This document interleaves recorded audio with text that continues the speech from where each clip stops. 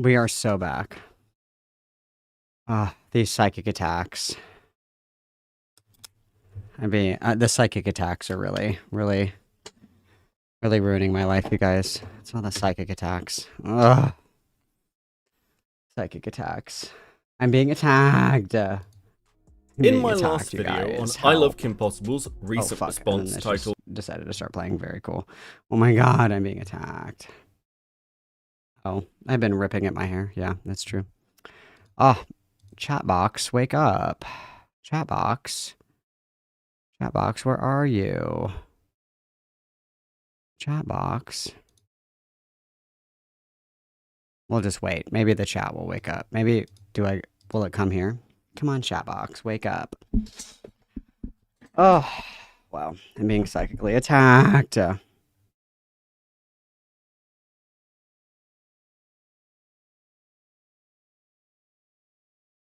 I'm being psychically attacked, you guys. This is crazy. This is crazy. This is crazy. And look, now the chat box doesn't want to work. Oh my god. Dude. Dude. I'm literally being attacked. Please. Please, bro. Please, bro. Let's see if the chat box decides to work.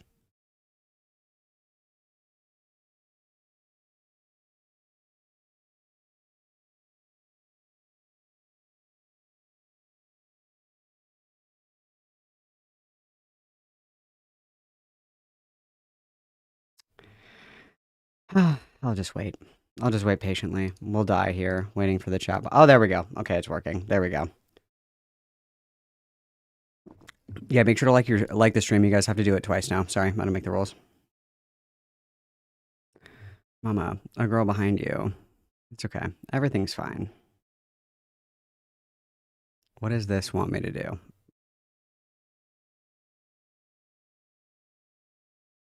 It wants me to do something. It wants me to do something. This audio stream, the audio stream's current bitrate is lower than the recommended bitrate. We recommend that you use audio stream bitrate of 120. What the fuck does that even mean? What does that even mean? What does that mean? Audio. That's not even an option. They're in HKZs. What the fuck does that even mean? Output video audio bitrate. Oh, I see. 128. Okay. Apply. Apply. Okay. Oh, cool. That just like fucked up all my shit. That's awesome. Okay. Okay, okay. I changed my audio bitrate. Did that. Whoa, we're stroking out. Whoa. Whoa, whoa, whoa. Whoa, whoa, whoa. Whoa. Whoa. Okay. Maybe that did something. I don't know. That was the suggestion. Did that do anything crazy?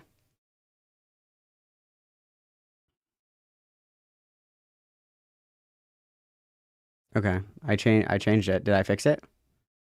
Did that fix it?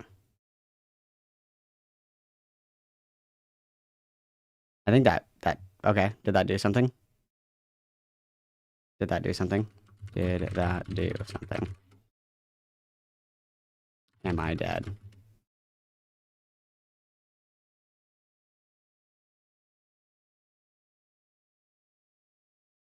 Did I ruin it? Okay.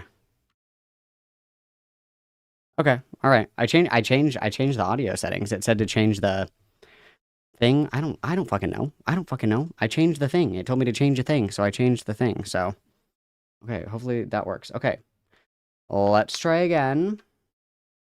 Let's try again. Okay. Let's try again. Let's try again. Okay. called Let's Talk, I highlighted the fact that this probably wasn't what she intended in a response video. I also noted that at least some details from those early drafts had leaked because they were highlighted by people like Toonchi on Twitter. Now, at time of recording, I've been unable to gain a copy of one of the original audio drafts. However, what I have been handed is nearly as good, a copy of the original draft script for the video.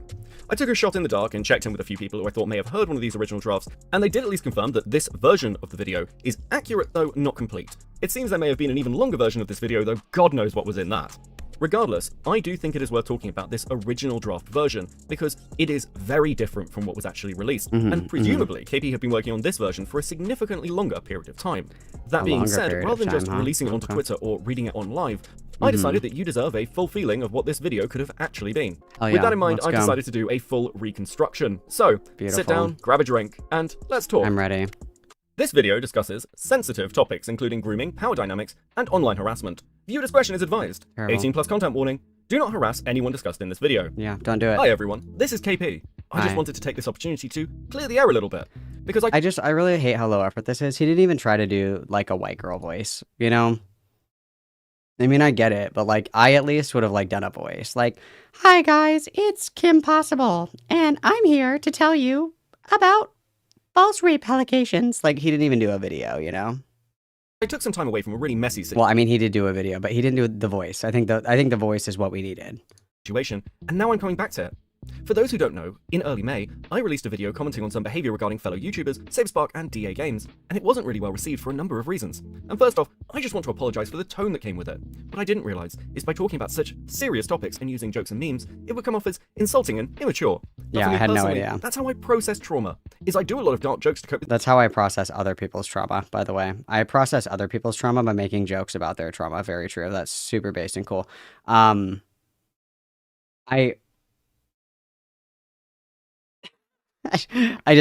think that, like, using humor to cope with things is okay and actually really helpful in a lot of situations.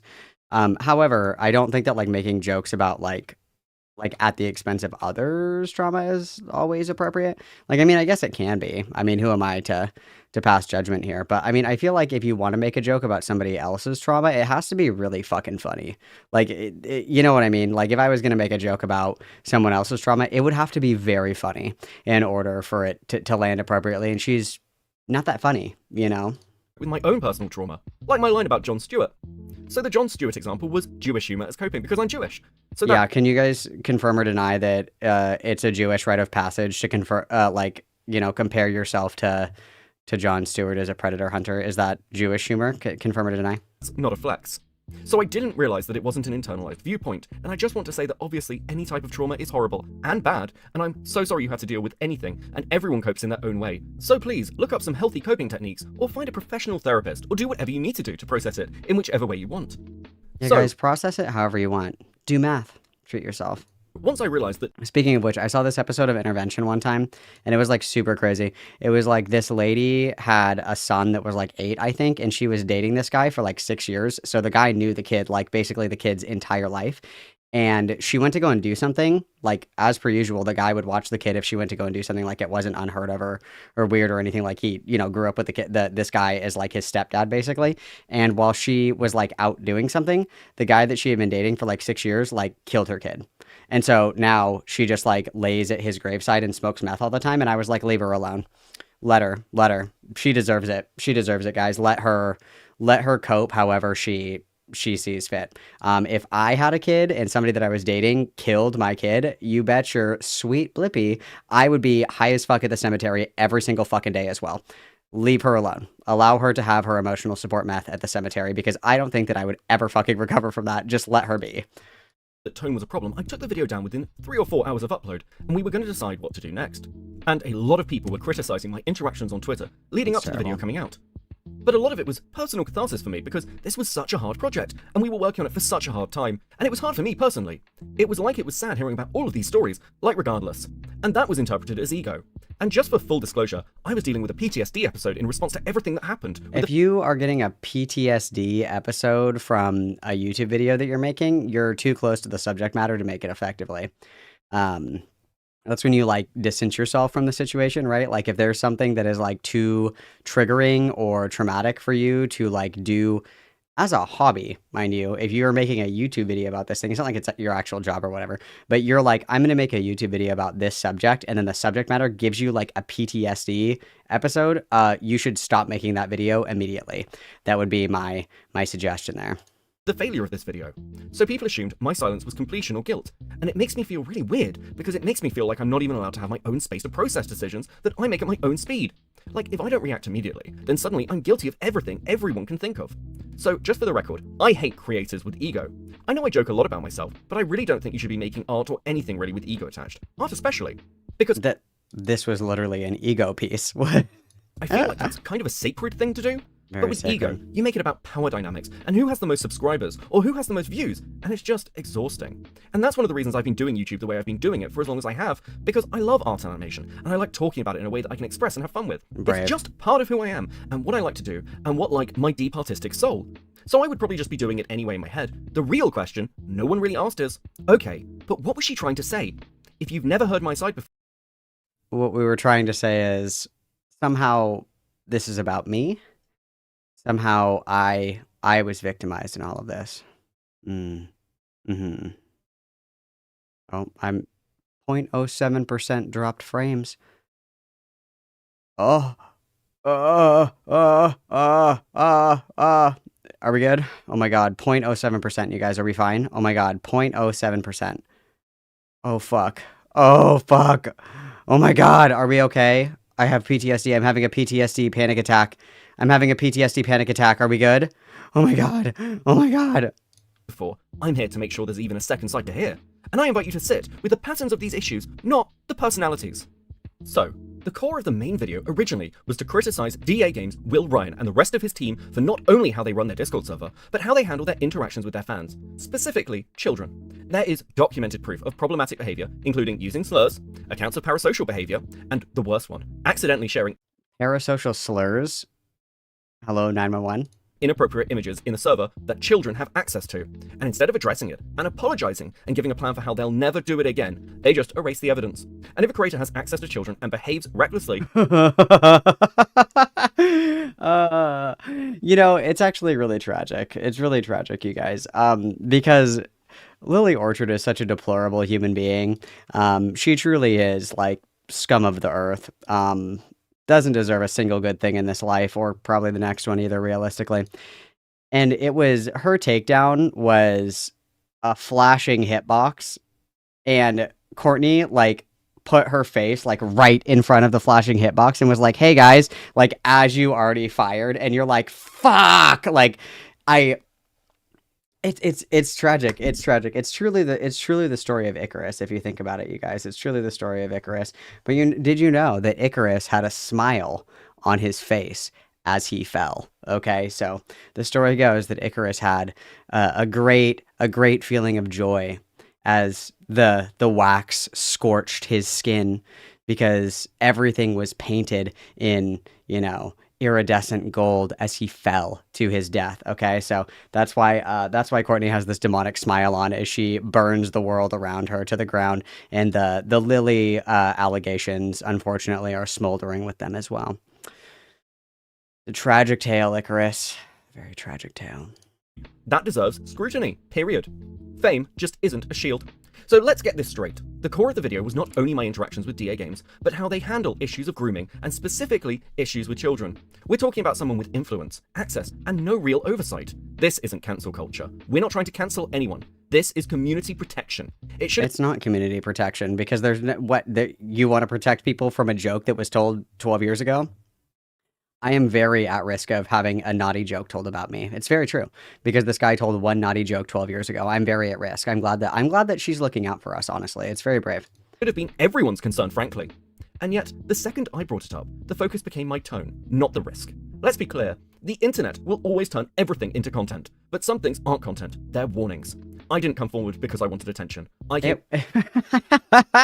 Dude, attention is oxygen for KP, come on. Forward because kids were involved.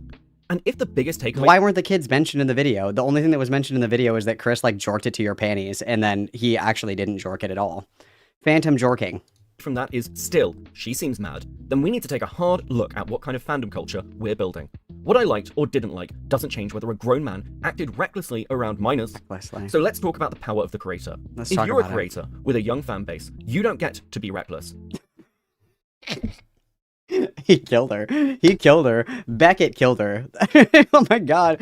We need to put out like an all points bulletin, wanted for the murder of ILoveKP a lot. Beckett of Crabs, aka Becky Possible. Thumbnail? Slaves? Anybody want to make me an unpaid thumbnail? Slaves, into the mines. I need an all points bulletin. Wanted for murder, and it's cross-dressing Beckett of Crabs for the murder of KP. Free thumbnail, anyone? Slaves? Hello? Slaves? You don't get to play naive. This isn't a hobby. It's a position of power. And when the power's mishandled, then people Wow, this is a strong message. I also love that we're showing. can get hurt. Especially kids who don't know when someone is crossing a line. The question shouldn't have been, why did KP say it like that? It should have been, what was she trying to say? This wasn't about one incident. It was a pattern, a documented... Dude, if every single person is having a difficult time understanding you, it's a you problem, right? Like, nobody was asking the right questions. If I just explain it so many times, somebody will finally understand me. At some point, you have to stop and be like, maybe I'm communicating this poorly. You know what I mean? At some point, you have to be like, maybe this is a me problem, and I think in this case, it is. It is a me problem, but I do need a free thumbnail of the cross-dressing Beckett of Crabs wanted for the murder of ILoveKP Possible a lot. Beckett of Crabs, aka Becky Possible. I need that thumbnail like the revolutionaries need fentanyl. Okay, I need it now. Long-standing one. If the roles were reversed, if a small creator ignored this kind of behavior in someone else, they'd be complicit. So why is it controversial to speak up when I did? The risk wasn't the careers. The risk was the kids, who trusted someone they admired and maybe didn't have the tools to know when that trust was being broken. I shouldn't have been the first person to say it. I mean, I wasn't, but I'm glad I did. I like how all the fan art of her is fat. I just think that's funny. During this, I recorded a story for my safety about someone making an explicit story about me. First off, I want to apologize. I thought it was clear that I was recording Chris, but I should have just said... You guys, I thought it was clear that I was recording this video secretly. Okay. ...it outright. But the recording was framed as worse than the harm, like worse than making up a gross, illicit, a story about another person that might affect their career prospects, and don't tell them until the story gets back to them. It makes it seem... What? How would that affect you? Really, really important question here, you guys. If you tell a story about jorking it into someone's panties, how does that impact their career? Would that not be like if I was like, hey guys, I totally jorked it. I was jorking it like crazy. I was up all night kimming my possible. Can you believe it? How does that affect somebody else? Does that not affect, like, it's not like it's like she's a whore for leaving her underwear out and somehow it's a condemnation of her. Like, what do you mean? What do you mean? What do we mean? What are we talking about right now? Seem gross.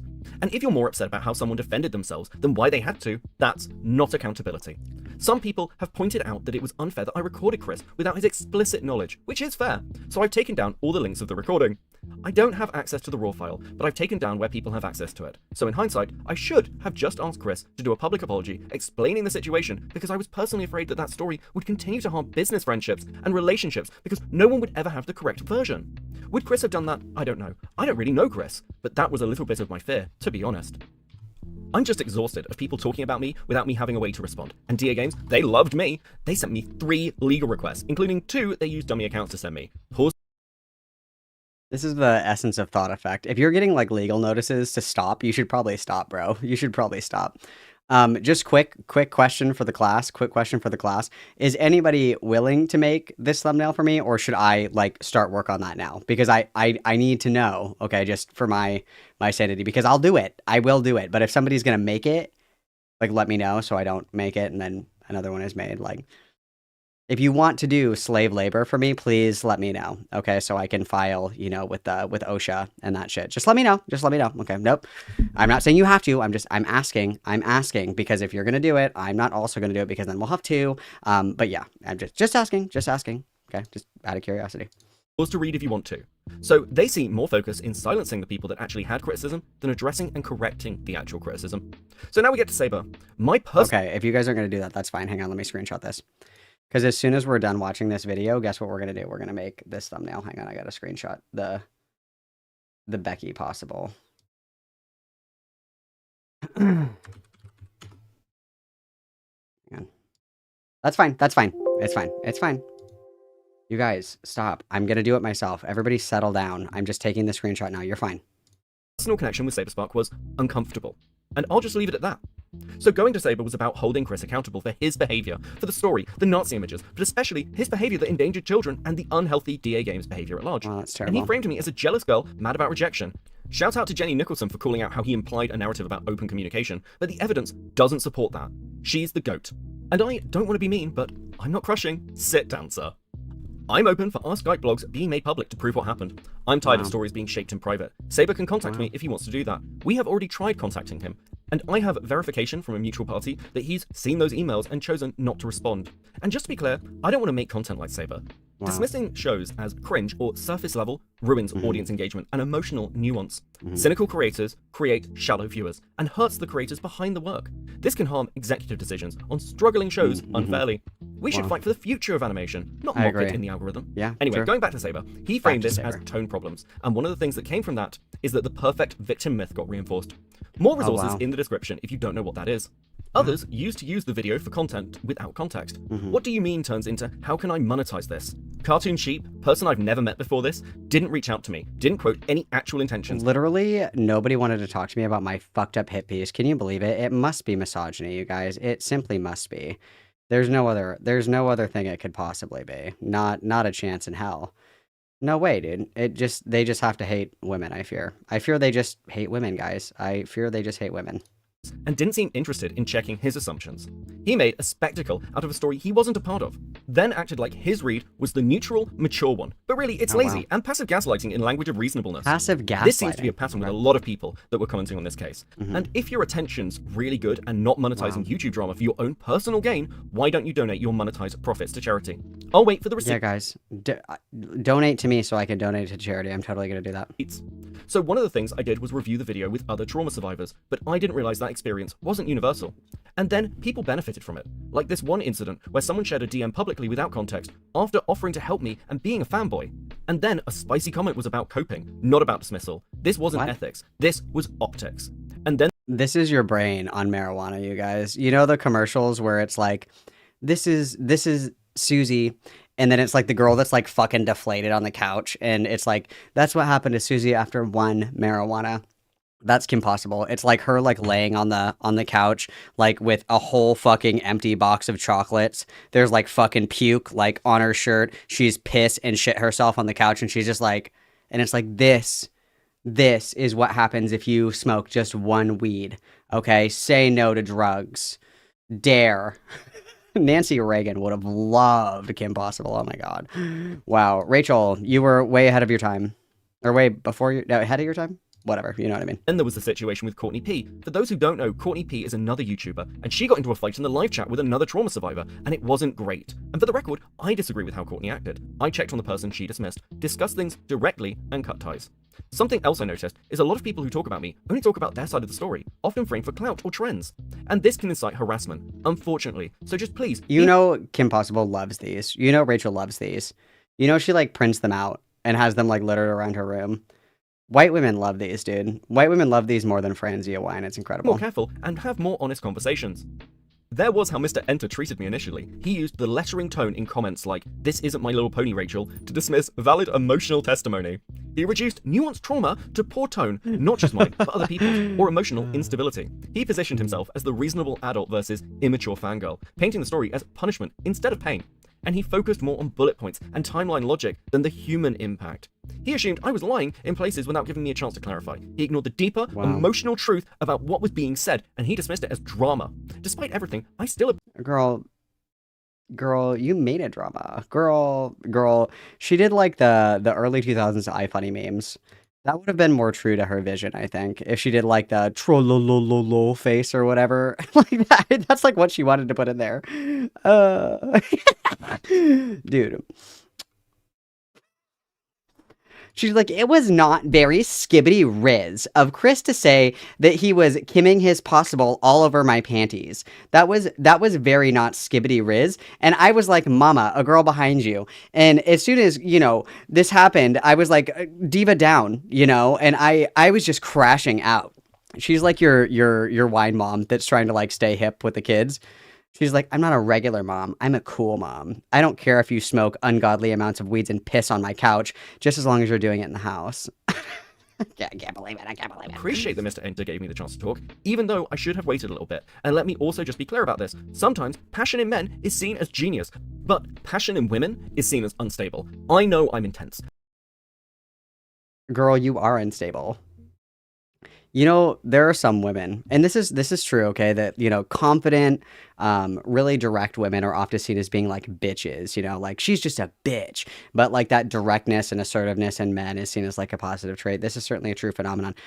Kim Possible is actually just fucking insane. That is true for her. It's not misogyny, it's like she genuinely is delusional. Because, you know, you get people sometimes that are like, they just don't like that I speak my mind, and because I'm a woman that doesn't back down from her opinion. And they're actually like the most insufferable fucking cunt you've ever met in your entire life. That's KP. It's like, no, Janet, it actually has nothing to do with you being a woman. It's actually that you're like a huge fucking bitch. There's a difference between being like, no guys, this is my idea and I'm going to advocate for my idea directly and concisely. And you listen to Jim when he gave his pitch, so I'm going to give mine. And everybody's like, oh, a woman is speaking. Let's listen and learn. No, KP is like, so anyway, after he was jorking it into my panties, he decided to say that this racist joke in 2012. And then in 2013, he decided to say one time that he thought that slavery was funny. And you think that I'm the crazy one? And it's like, yes. Actually, yes. That is correct. I do think you're the crazy one, yes. How I present myself in my YouTube videos when I'm a horse sometimes is not the same as how I present myself in real life, and how my Beckett! She's dead, stop! myself in my YouTube videos when I'm a horse sometimes is not the same as how I present myself in real life. Dude. Is this an advertisement for ketamine? This is so funny. Dude, no one tell KP about ketamine. It's so over, dude. Nobody tell her about ketamine.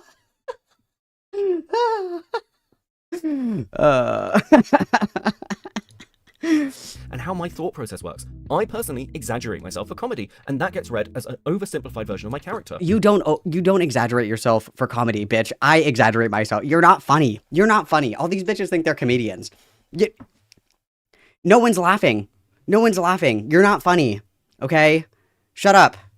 Dude, I would pay so much money to watch KP try to do stand-up. I would pay good money for that shit. Which affects my fandom friendships sometimes. It makes me feel a little unsafe. Something that I'm also saying is that people's friends or favorite content creators are very special, and there's emotional connection there, and when they're found out doing something bad, or perceived to be doing something bad, then some people don't question that loyalty. And like, maybe you should. Maybe you should try and get every possible perspective you can. Maybe your friend's version of the truth might not match the other perspective of the other person. And then it gets into the bigger problem, when fanboys catch feelings and don't get reciprocated. Suddenly, I'm crazy or too much. I stop being inside. Is this a post from her? No, this is not. This is just a... Is it? No, this person's too young. I'm a normal-looking female, 19, not some kind of 10 out of 10 model, but like everybody wants to fuck me all the time. It's true. Everybody wants to fuck KP. It's true. It's true.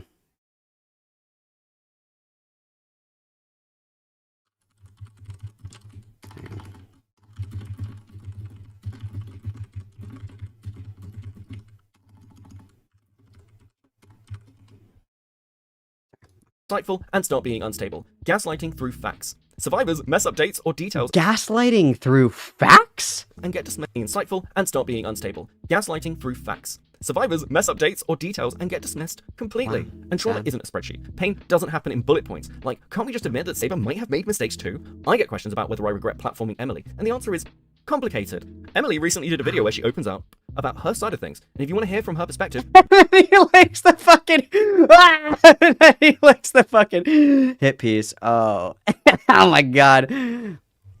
You guys, I think that we're actually a Beckett of Crab stands suddenly. I think that I'm in love with Beckett of Crabs, you guys. I think I'm in love. I think that I'm in love. This is crazy. This is crazy. I haven't felt like this in so long. I feel young. Link is in the description. I also want to say this. The goal was never to make Emily the center of this. It was to hold patterns accountable. And I regret by bringing Emily in, it distracted to what the whole video was supposed to be. I don't think I was wrong to listen to somebody and potentially try and help them, but I think the execution and the advice I gave could have been different in hindsight. Maybe I should have been more firm about her filing a police report first. Even during editing, someone crossed boundaries who knew what the video was about. This isn't rare. This is a pattern. And when people volunteer for me, sometimes their expectations are fun times with KP, and they're being worked, and me putting up my own boundaries seems dismissive of their expectations. I'm not interested in building a brand on trauma. I'm not letting this get reframed as a scandal when it was a warning. Some things to take away from this is have honest conversations with your friends or your work environment. It can save a lot of stress. Trust me. I know you don't have to agree with it, but I hope you sit with it, especially the child endangerment behavior. How can we use this experience to better share online communities for kids and adults? Should we have more strict age restrictions or more universal moderation guidelines for creators? And just a reminder that harassment is never okay. Criticism of the video and situation is fine, but people use this opportunity to tell me to unalive myself. And me taking space from the situation was seen as a dismissal of the concerns. I feel like I'm not allowed to have boundaries sometimes. And consider why you have to tell a person you never met that they shouldn't be alive anymore. That's not okay. Just some bonus thing to take away from this. I also didn't realize how weird Brody Fandom was. Like, the level. But it seems... You guys, I didn't realize that the guy that I used to, like, help my entire, you know, the person that came to me with the false allegations of rape, I actually had no idea that he was, like, unmedicated and schizophrenic. My bad, guys. Oopsie, I had no idea. to me that he's very mentally ill, and I hope he gets the help he needs. Sorry. I get laughing at that. Nice. And maybe takes a break from the internet.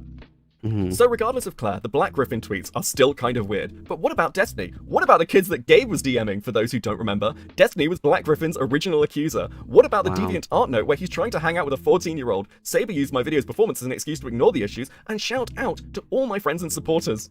And fans. Dude, he fucking killed her. This is so funny. That was skeptical of information when it was first coming out. You guys are the real MVPs, and I really appreciate it.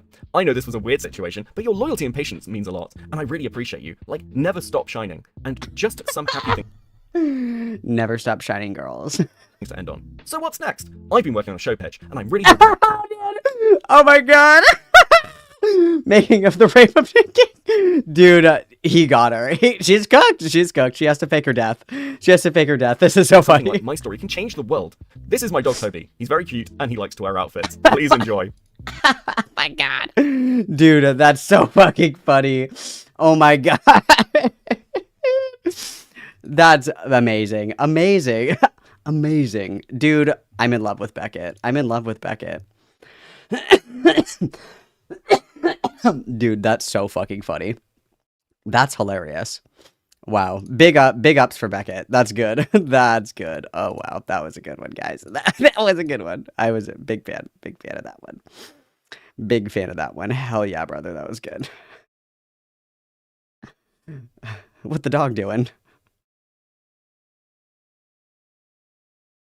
Let's see if these are going to play. Arlette, please. Arlette, please. Arlette. Wake up. Wake up. Arlette. Hang on. She's sleeping. Hang on. I'm trying to wake her up, guys. I'm doing my best. Hang on. I'm trying, please.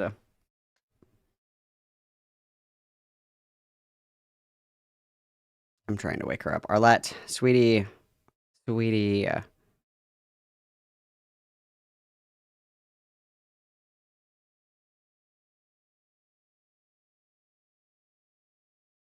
Arlette, what are you doing? Arlette, please. Bro.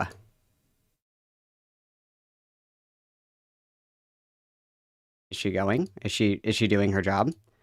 Dude, I'm gonna kill her. We're killing Arlette. We're killing Arlette. We're killing her. Arlette, sweetie.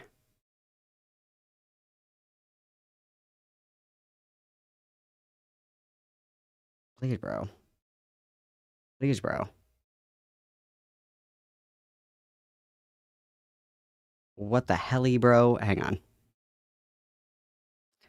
I just can't have anything. You know what I mean? I just can't have anything. I just am not allowed to be happy. I'm not allowed to feel joy. I'm not allowed to... Okay. Okay, let's try again. Arlette, wake up. Arlette, wake up. She is tired from the stream issues. I agree. Probably. Okay.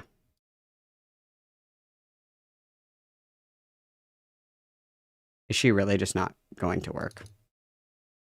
Why? Dude, I'm gonna fucking krill myself. Okay, we're just gonna delete the alert box. Let's put it back. Okay, new browser, add existing alert box. Okay, make it smaller. Okay, let's try again. Who There we is go. this Calvin Garrar? Who is he? There we go. Okay, we got a membership from Buckmoon.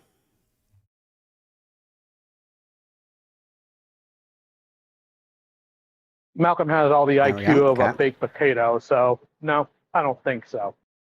For the record, ILoveKP abans before the transition. Hell yeah, hell yeah. Hell yeah, hell Malcolm has yeah. all the IQ There we of a go. baked potato, There so we go. no, Thank you. I don't think so. Thank you, For the Arlette. record, ILoveKP abans before the transition. Hell yeah, brother. Hell yeah, brother. Okay. Where else am I here? Okay. Malcolm has all the IQ of a baked potato, so no, I don't think so. Caperra means mauve Nicole Arbor. Hell yeah. Let's go. Let's go. Malcolm has all the IQ of a baked potato, so no, I don't think so. Hell Cherry, yeah. cherry, cherry, Arlette, Arlette, Arlette. Yes, I agree. I'm having the same issue with Arlette. Thank you. Thank you for seeing me. Thank you for seeing me. I appreciate it. I appreciate it. Oh boy. Okay, so we got what? 1, 2, 3, 4, 5, 6, 7, 8. Witness. 8 times witness, guys. 8 times witness. That's beautiful. We love to see it. 8 times witness, everybody. We love to see it. That's so thoughtful and generous of you guys. Cherry, cherry, cherry. I'm gonna be homeless. Cherry, cherry, cherry, cherry. Okay, hang on. I'm gonna show you guys my art. Hang on. I don't know if this is gonna work the way that I want it to, but we're gonna make it work. So this is what we're working with, guys. This is what we're working with. Hang on. We're gonna make it work. Okay, so hang on, that you can't really see. So this is what I'm doing, obviously. We're gonna get this guy right here. Hang on, where's my eyedropper? Hello? Eyedropper. Okay, we're gonna do this. And then we're gonna go here. Oh fuck, like this. And then we're gonna get rid of this. Oh yeah, there we go. Get rid of all that shit. Hell yeah. Get rid of all that shit. Okay, perfect. Okay, and then I'm gonna put this in here. No, I don't. Yes, we're gonna do that. Okay, terrible. I hate that. Way too big. So we're gonna put this one here like this.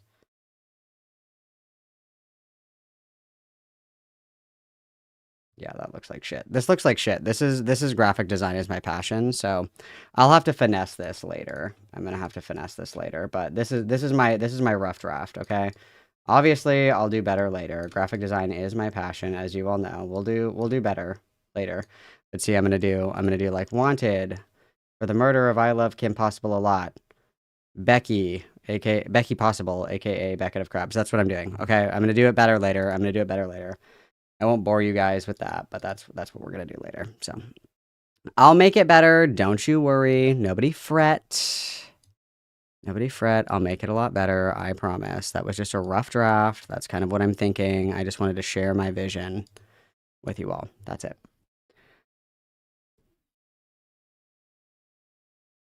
That's all. Why don't you want me to use AI? What's wrong with AI? I fear Roko's basilic. Okay, so fuck you. So fuck you. It's my religion. It's my religion. Okay, AI is my religion. All right. What was the answer last time, you guys? What did you guys want to do next? We were doing this, and then we were doing what? We can do. What did I say? Oh, we're doing the HiddenHeroine video next. That's right. Heroine. I don't know how the fuck to spell this. There we go. Ah, it's an hour and 24 minutes. Please don't have... If this bitch put the Wii music on repeat again, I'm gonna fucking freak out. I'm gonna go cuckoo bananas, you guys. I will go cuckoo bananas. if we have another fucking hour and a half fucking loop of goddamn Wii music that's way too loud, I'm gonna crash the fuck out. I'm gonna crash the fuck out, okay? I'm not gonna be able to do it. I will not live. I will not live. Let's get that back to where it needs to be. Hello? Thank you. I guess we're gonna die. Okay. I am gonna smoke really quick. But don't worry, I won't make you be alone with your thoughts. I'll put on your key jangling, guys. I'll put on your key jangling. I will do that just for you. Baby shark, doo doo doo doo doo. Baby shark. Baby shark. Mama shark, doo doo doo doo doo doo. I just don't want to make this thumbnail. I'm totally going to use AI and you guys can't stop me. I'm totally going to do it. And you guys can't fucking stop me. I'm just kidding. I'm not going to. That was a joke. Oh, dude, I know. I know who HiddenHeroine is. HiddenHeroine is that fat heifer that was like, Malcolm gaslit and abused me in 3 DMs. I know who this heifer is. I know. You don't have to tell me. I know who she is. That's why she is a part of the evil white woman gauntlet. I know who she is, okay? All right. I will be back in just a moment, you guys. I'll be back in just a moment. Everybody behave. Oh, I need to get your music. You don't want Minecraft parkour? What do you want? Subway Surfers? What do you guys think this is? You guys think this is like daycare or what? You think this is like daycare or what? Subway Surfers gameplay. Fine, I'll get you Subway Surfers. You guys can watch Subway Surfers. How's that? There you go. A 2-hour compilation of Subway Surfers. Okay. I'll be right back. You guys. Everybody behave. I'll be right back. Let me put on your music. Hang on. Because... there we go. There's our music, guys. Perfect. Beautiful. There you go. All right. I'll be right back. I'm going to smoke a ciggy. Everybody get a water. Everybody get a snack. This is a long fucking video, and we're going to suffer together, okay? Everybody, it's gay care. Everybody enjoy your gay care. I'll be right back.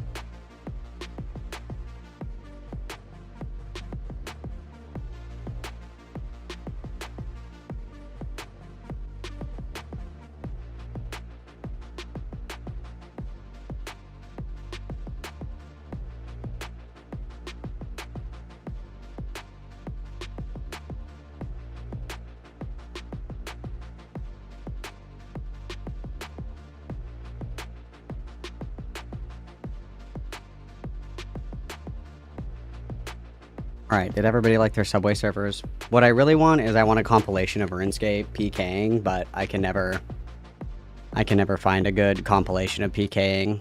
It's really sad. Also, I'm checking right now, you guys. There are 228 people watching and there are only 74 likes on the video, and that's unacceptable. And as a punishment, we're going to listen to Hardstyle. I really didn't want to have to do this, but...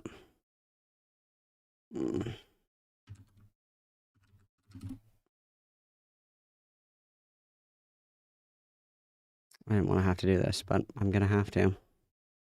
I'm going to have to. I'm going to have to, guys. I'm going to have to. We're going to have to listen to some... I think we're going to go Obsidian Vortex.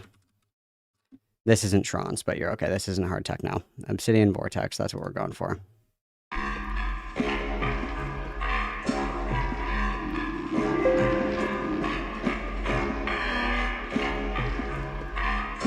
Pump up those likes, guys. Pump them up. Here we go. Ready? Are you guys ready? Is everybody ready? Is everybody ready to have fun? Here we go. Let's see the volume on this guy.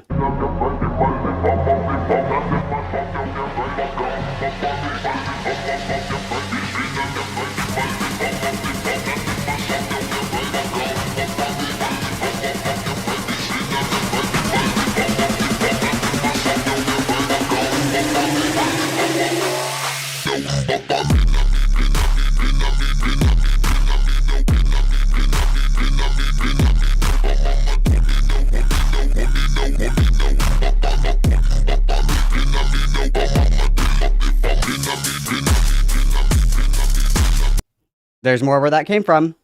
Let's hope there's more. There's more where that came from. Let's check the likes. There's more where that came from. I have more up my sleeve. Only 90. That's simply not good enough. That's simply not good enough. What else do we have in here? There's not enough. Put a Cyrax song on. There's more where that came from. What are we going to go for? Let's go for... no, I don't want Puzzle Box. What are we going to go for? Let's go for... I need something just terrible. I need Dubs Load. That's what I need. Necronomicon Ex Mortis. Necronomicon. Why is this not populating in my songs? Necro. What the fuck? Dubs. I'm gonna fucking freak out. Liked songs. Where is she? Where is she? Give it to me, Rachel. Where is it? Why won't God... Dubs Load. Necronomicon. I guess I have to find it on YouTube because God hates me. Okay. Sorry, guys. Actually, I'm not sorry at all.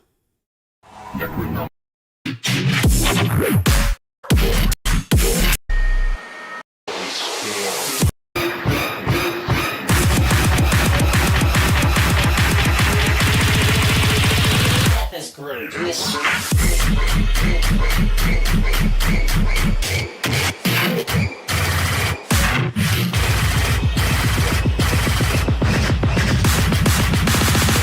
That's great. He'll sing it.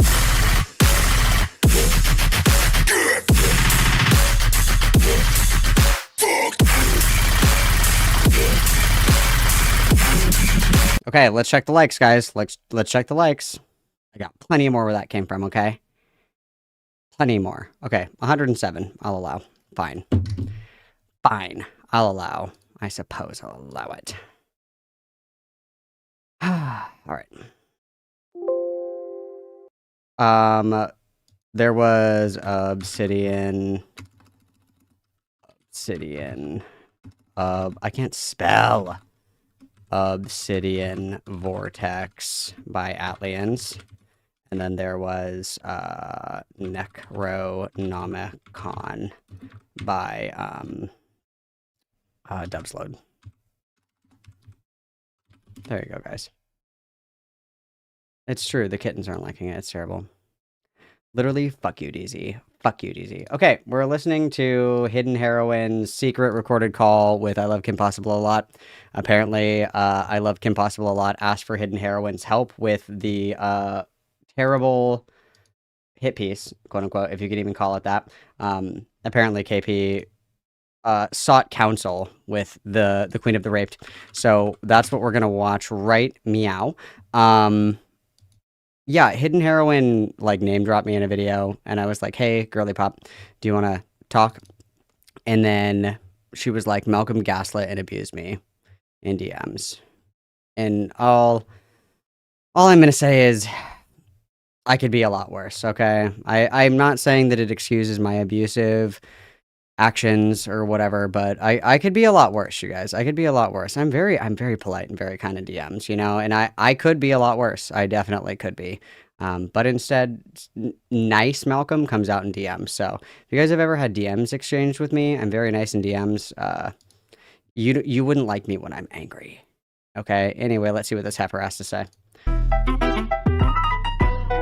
Hi, I can already hear you. Hidden, this isn't the Courtney video. I know, but hear me out. I recently had a call on the 3rd of October with the YouTuber ILoveKP a lot. Me and her have been in contact since a controversy started, and I was on her October 3rd? That was what, like 3 days ago?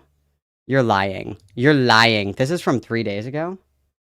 Oh my goodness, shut up. 3rd of October with the YouTuber ILoveKP a lot. Me and her have been in contact since a controversy started, and I was on her staff to help, though I was never quite present due to my real life, and we never quite managed to connect for a call. I was, to an extent, fully unaware of how malicious KP can be, and how willingly she obscures things, such as her lying about being no longer in contact with Courtney, despite posting this screenshot into her server, a message. Oh, so she was like, no, okay, let's defend the white woman just a little bit here, just a little bit, you guys. KP said that she was publicly distancing herself from Courtney. She never said that they were going to stop being friends or stop hanging out or whatever the fuck. She just said that publicly she didn't want Courtney to be associated with her brand, and her brand is tarnished anyway. But you know what I mean? You know what I mean? She clearly got from Courtney. Dude, I love this scene from Wicked. Cool. So when I got into this call, it was originally under the premise of genuinely wanting to help KP improve her second response and explaining to her why her first response was perceived so poorly. KP took it upon herself to lie to my face directly about a multitude of things, such as entirely misrepresenting the call she had with Beckett and mischaracterizing Beckett as someone who cares not about children being hurt in the DA game situation, when it was made abundantly clear to her beforehand that Beckett was not interested in that situation. She turned him into a backstabber and a liar that had bad intentions at heart because he spoke to people that knew KP behind the scenes, while she was also talking to people as well, such as Lazy Bedhead, Mr. Enter, and Slug, and meanwhile tried to use people like me, Lio, and Beckett to save herself from the consequences of her actions. And she even goes out of her way to perpetuate a lie told to her by Emily, the Saberspark accuser, about Beckett, because it fits her narrative of him, and in the end, she implores my help with comments for her second response, which, by the way, is just as unhinged as the first, and upon having that pointed out to me, I realized that I am entirely uncomfortable with playing a part and possibly being used as a justification in someone's weird, self-centered, and maliciously obscure crusade against their critics, because nowhere— Is Courtney tweeting more, you guys? Are there... do we have more tweets? Do we have more deranged tweets? Let's look. I love a crazy tweet. Let's see. Let's see. Do we have anything crazy going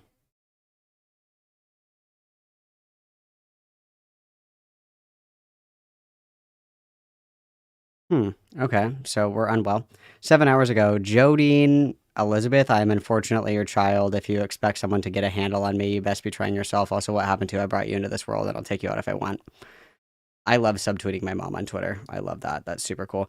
And then I like this one too. This is any ex-fans of Saber, Beckett, Gabe, Mr. Enter, Lazy Bedhead have a story that you want to tell? Hit me up. I might be able to help. So I would like to say on the record that I asked Beckett if he was a chaser, and Beckett then said that I wasn't allowed to ask that, implying that somehow I'm not trans. So I would like to officially come out with my story of how Beckett of Crabs was very fucking transphobic to me.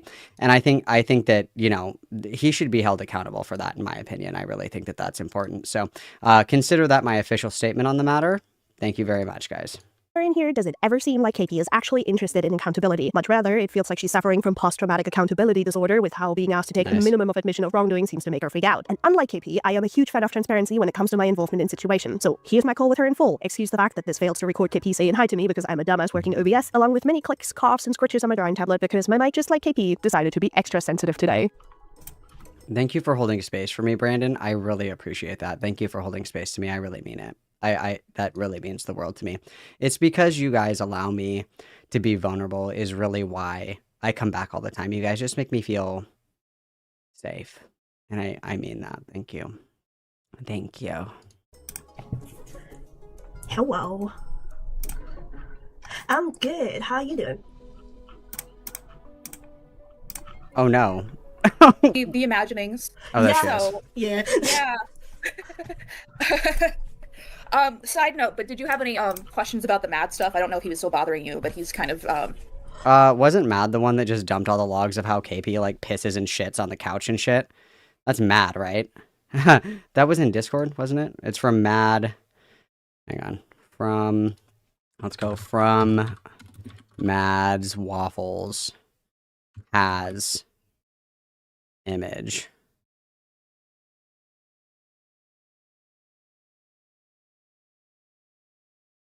No.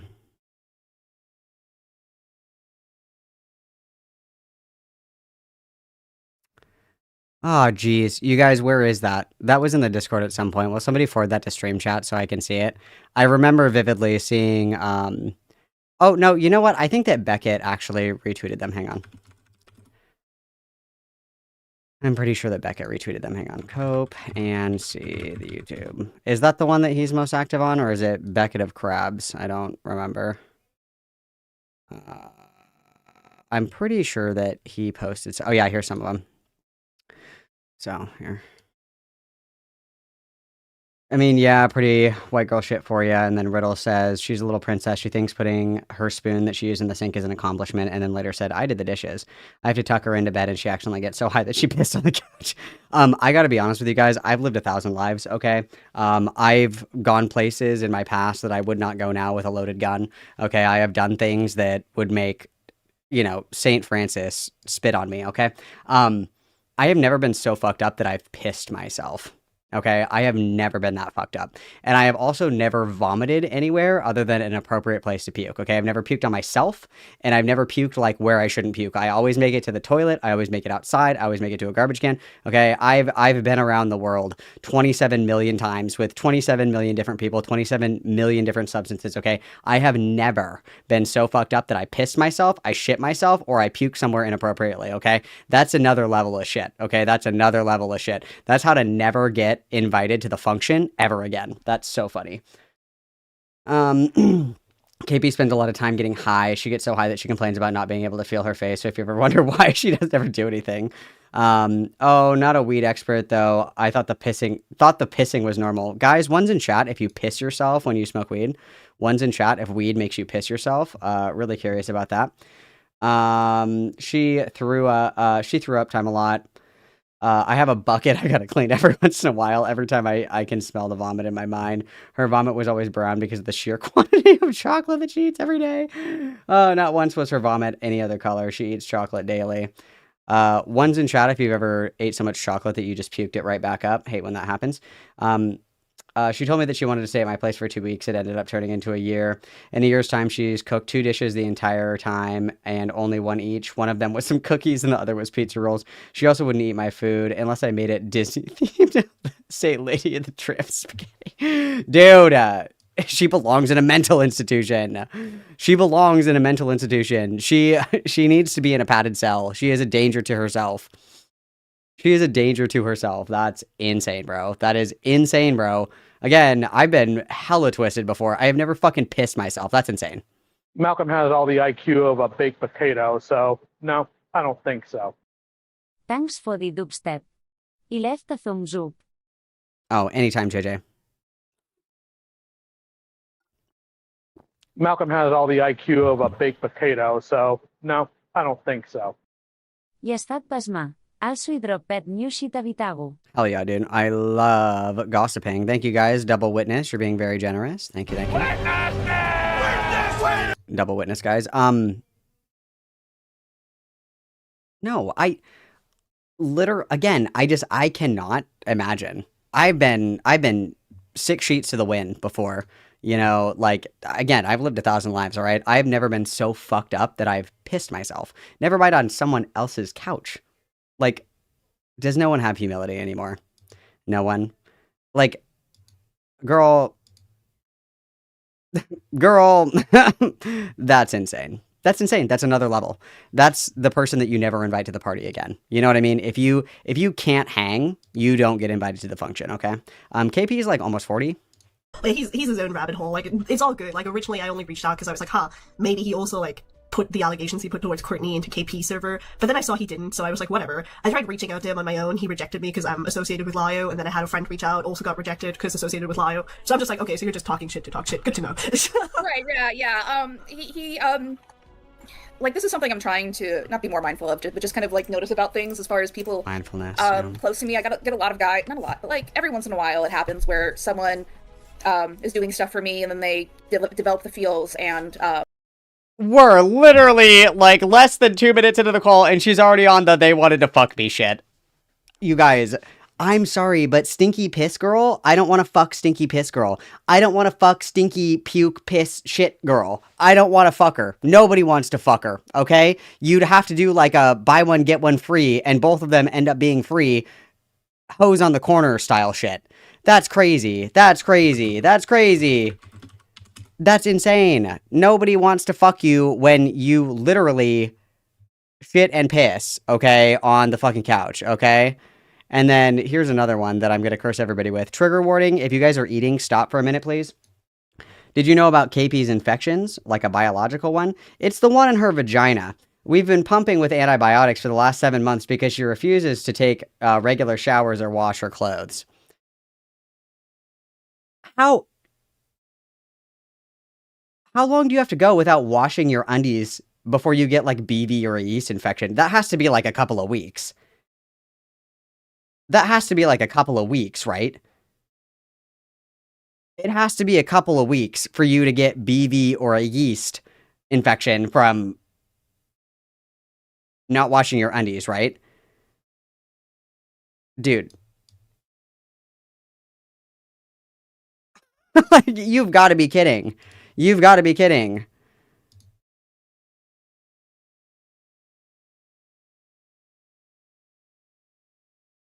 Malcolm has all the IQ of a baked potato, so no, I don't think so. Oye, en su d'un bat fuachit b/infections.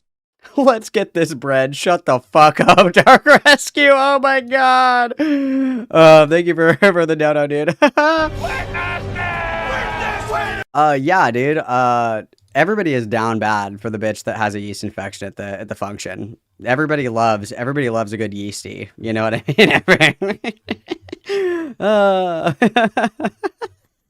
mean? Dude, she obviously made more than 2 meals. She was making fucking porridge every day. Okay? She was making porridge every day. Oh my god, she's disgusting.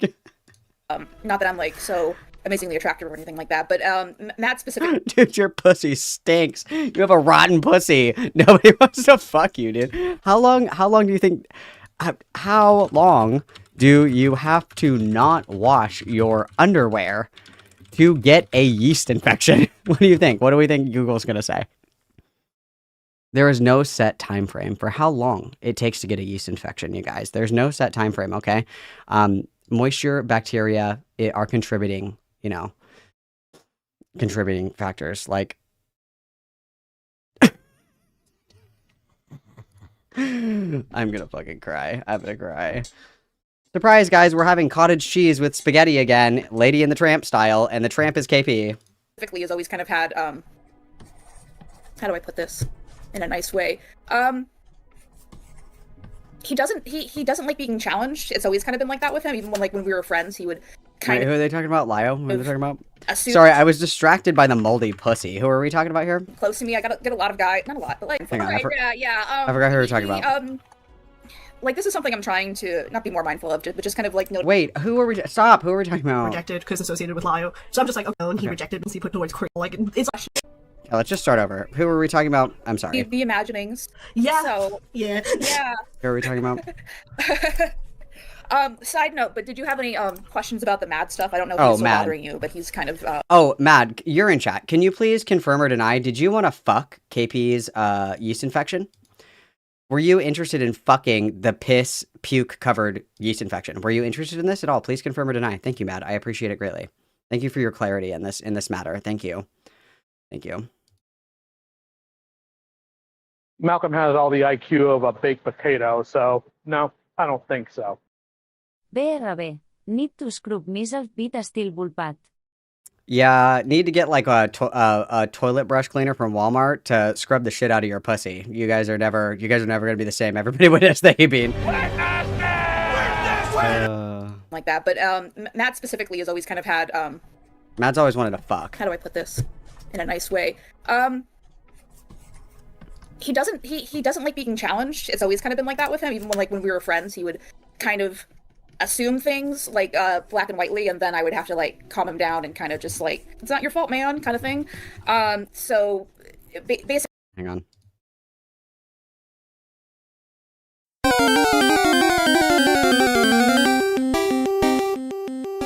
A stinky pussy has entered the chat. Press 1 to use fluconazole. Press 2 for over-the-counter medication. Press 3 to fuck. Press 5 to run. Okay, sorry. Dude, this is terrible! This is terrible! Some bitches live like this, dude. Some bitches live like this. Some bitches are literally drowning in cottage cheese. I can't live like this. he has this, or he got into his head that I sided with Courtney with the Bonnabelle thing, essentially, and to hurt him, I think, or something like that, because I wanted to use Courtney for drama views. So that's what he's like. That was his. She wanted to use Courtney for drama views. I thought that Courtney's serious assault wasn't for drama. I thought that it was a serious safety concern. Oh, okay. His MO, and Courtney and I have talked about it, like this happened a while ago, but we were like, we're not even that close. So yeah. I don't really understand why. So I don't know. Mm-hmm. He's very much emotional thinker kind of dude, and he's, wow. I don't know if the Twitter is still up, but he would just, like, I think he called Courtney anti-Semitic because she said the word Jew, for example, so everyone... Because she said the word Jew? I don't think that's true. Where is this? That she's anti-Semitic because she said the word Jew, huh? Let's see. Can I search by this? Search anti-Semitic. Perhaps one word? Oh, I spelled anti wrong. Anti-Semitic. Okay, perhaps one word. Okay, fuck. Didn't you reply to me about this, the anti-Semitic thing? I think that is actually what we're discussing here.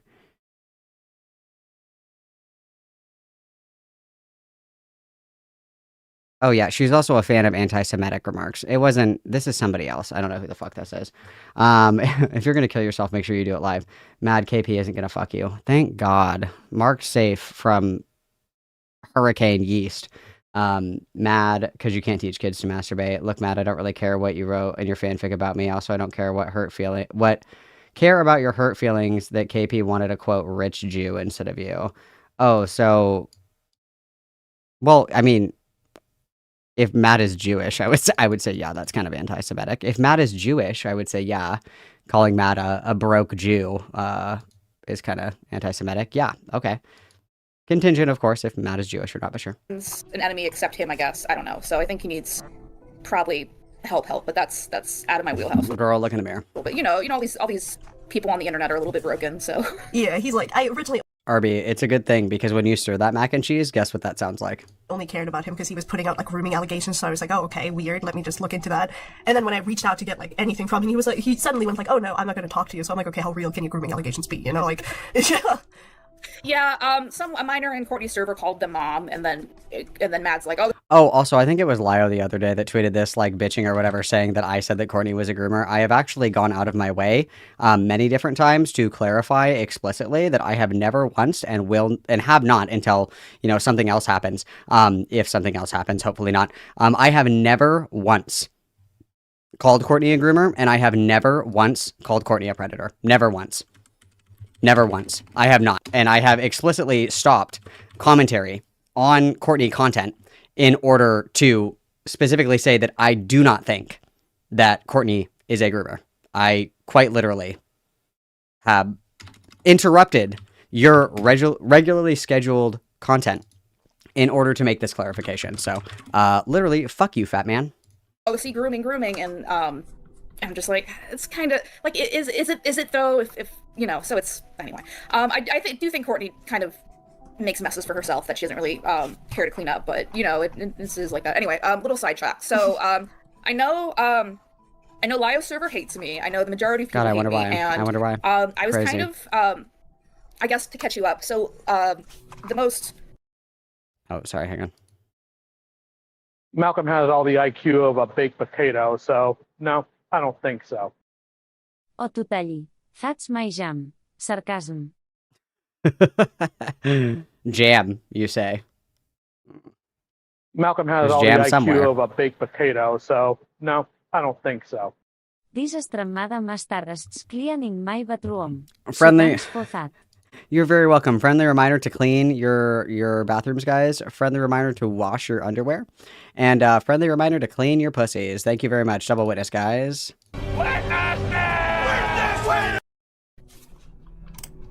Not obnoxious, but one of the most vocal people is this Beck. Like, well, how much do you know about stuff before I just talk for like 5 million years? So I know pretty much like everything. Like I've watched the video when it came out. I saw the fallout. I've seen Beckett cover it. I've seen I think Saber's response as well, and I've seen Mr. Enter's like coverage of it as well to an extent. So I'm pretty much in the know. And then also obviously Lyle filled me in on a few blanks as well. So Okay. So Very yeah, cool. basically I was kind of frustrated because Lai and I have already talked about this, but maybe he hasn't told you about this. But like, Lai was the one who Perhaps not. originally suggested or recommended that I talk to Beckett, and he was like, "I trust Beckett." And I'm like, "Okay, Lio." And I feel I know my read is off, but I feel like the most recent response was my intention was kind of just to tell people to do their own homework. Yeah. And I think A 2-hour-long video trying to over-explain everything is doing your own homework. That's insane.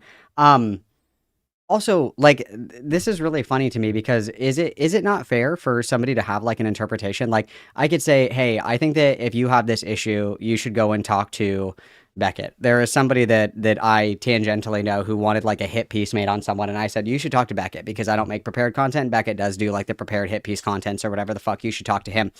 If somebody provides that information to Beckett and the evidence and all this other stuff turns out to be complete fucking bullshit, why does that fall back on me for recommending somebody to go talk to Beckett? Like, is Beckett not, like, because I recommend him doesn't mean that he's going to agree with everything that you show him. Like, is he not able to like look at what's provided and be like, no, I think this is kind of bullshit? That doesn't make any sense. Like, surely he's allowed to make his own interpretations. Oh, someone said that you wanted this. Yes, Beckett, I did. Yes. Thank you so much. I am making the most cunty thumbnail you will ever witness. think there's a lot of emotional responses to a lot of this, and my Q&A is going to be focused a lot on like citing laws and stuff like that, and like how everything would kind of turn into like a legal, like not like a legal sense, but just like, you know, this is like regardless of who you think who did what or whatever, like not bringing up like how this would play, like not citing any examples or doing any research and just saying, you know, this is false because Emily lied is, I don't think, incredibly productive. And I know Beckett in his like recent stream like called me names. I think he used the R slur a couple of times. Good heavens. Oh, the humanity. Oh, the humanity. I was assaulted, please. Oh, bring me my fainting couch. And my vomit bucket, please. And my yeast panties. Oh. I'm never gonna be able to sleep again. So yeah, I'm trying to just have a level response where I don't just yell and scream at people, but it's hard to do, and yeah, I don't know. It's just a mess, I guess. Yeah. Like, I knew that a lot of people were originally like, oh, you know, you shouldn't make a response because people are most likely going to tear into it anyway. And I know with this response specifically, a lot of people felt like it was supposed to be sort of like accountability, but it came off as more you're still being like, oh, you know, I'm still right about these people that are like, I know this all happened, but I'm still right about it. And I think people were like, well, that's not really accountability. It's like you still trying to push your agenda. No, I'm going to be for real. I was in the camp of like, just don't make a response because I was in a similar boat to you, like last year, because when the whole thing with Lio happened, I was one of the people who was in it. Like, I was one of the people who hurt Lio really badly. And because Hopeless Peaches no longer was around, and because, you know, Rumi was no longer around, people honed in on me instead, which led to, like, a lot of things of myself being, like, basically leaked, to put it simply, where people were very happy to talk about me really, really negatively, calling me, like, anti-Semitic and all that. And I just ignored it. Isn't this, confirm or deny, this is the one that did the Nazi, I want to say fanfic. That's not right. Remember? Is this the same one? Is this the one that did the Nazi fanfic? Hang on. I have to go back because I asked Beckett specifically if he could find this for me. Where is it? Where is it? I literally asked. I was like, "Do you have the Nazi AO3 thing?" Where You guys, where is it? Is this the one? This is the one? Oh my god, I have refresh my memory. Refresh my memory, guys. You guys, please refresh my memory. Please. Please refresh my memory. It was, oh my god, I can't, my brain, it's not working. Remind me, remind me, remind me.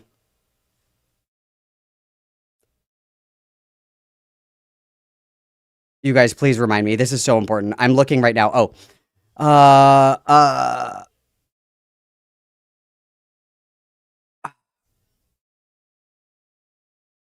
No, that's a different conversation about Auschwitz. Sorry. Fuck. Fuck. You guys, please. What was it? She talks. Okay, just keep I didn't watching. make a Okay. response at any point in time. I kind of just vanished for a little while and then came back. And then people were like, well, actually, now that we think about it, you're kind of not as bad as we thought you were. And I was like, I know. You guys just sucked. Like, you guys were just assholes.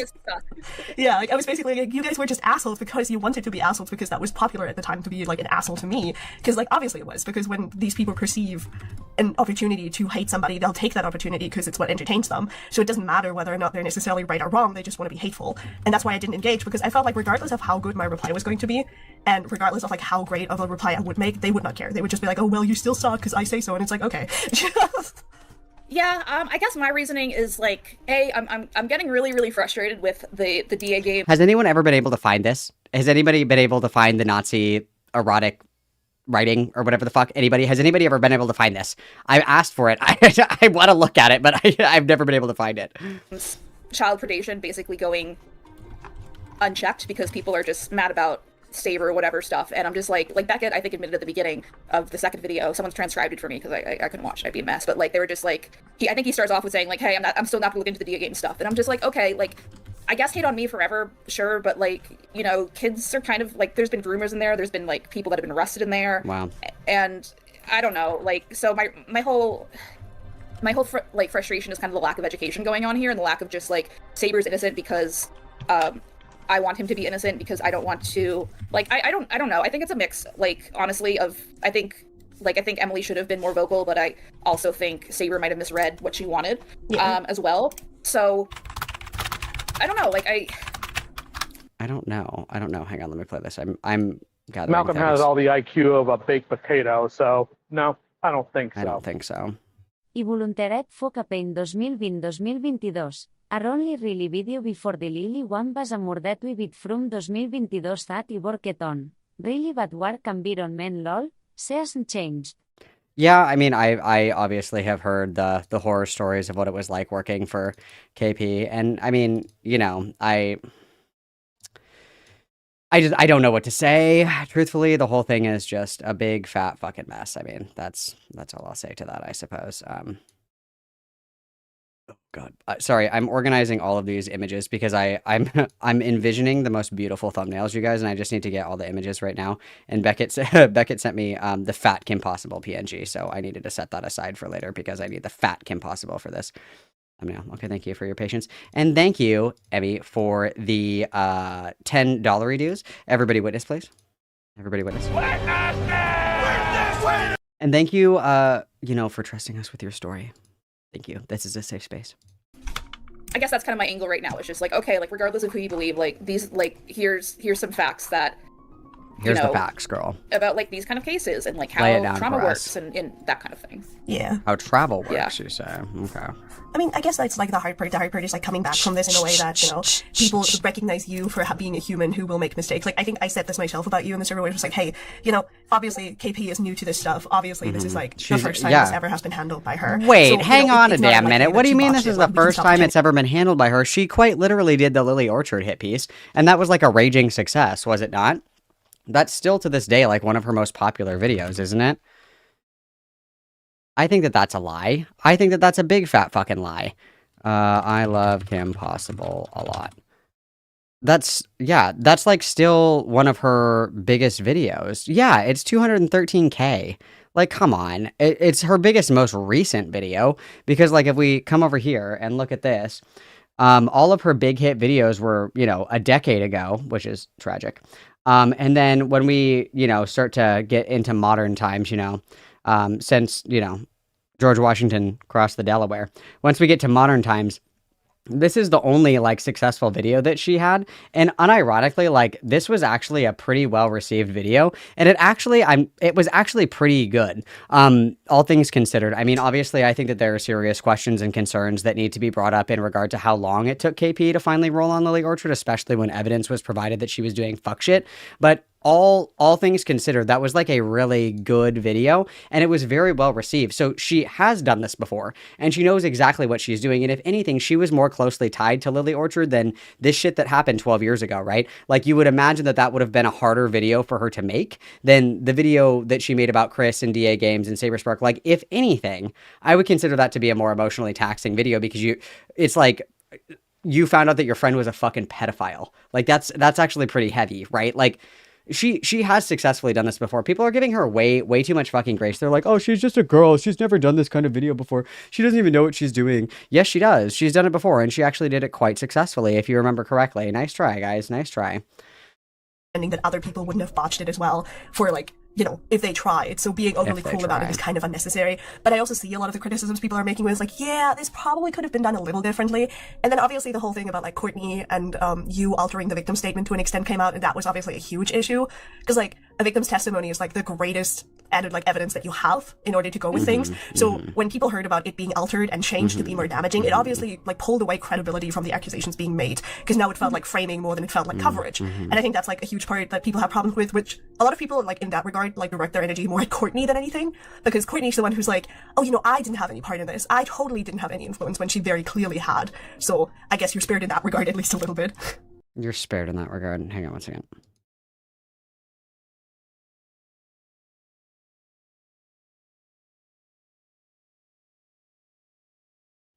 Sorry, it's me. I'm just a girl. Okay, I mean, that's fair. I don't think I can address that in a way that's not going to make people mad, though. But I guess, like, my intent with that was just more clarity than manipulation. You know, like, I think we changed, like, a sentence or two. Like, it wasn't as... It's not like we wrote the thing for her. But no, I understand that criticism. That's fair. I guess, like, I don't want to, like, I've already talked a little bit about Lio, about my just general frustration. Like, I should have never talked to Beckett because I didn't realize how emotionally invested he already was in Saber.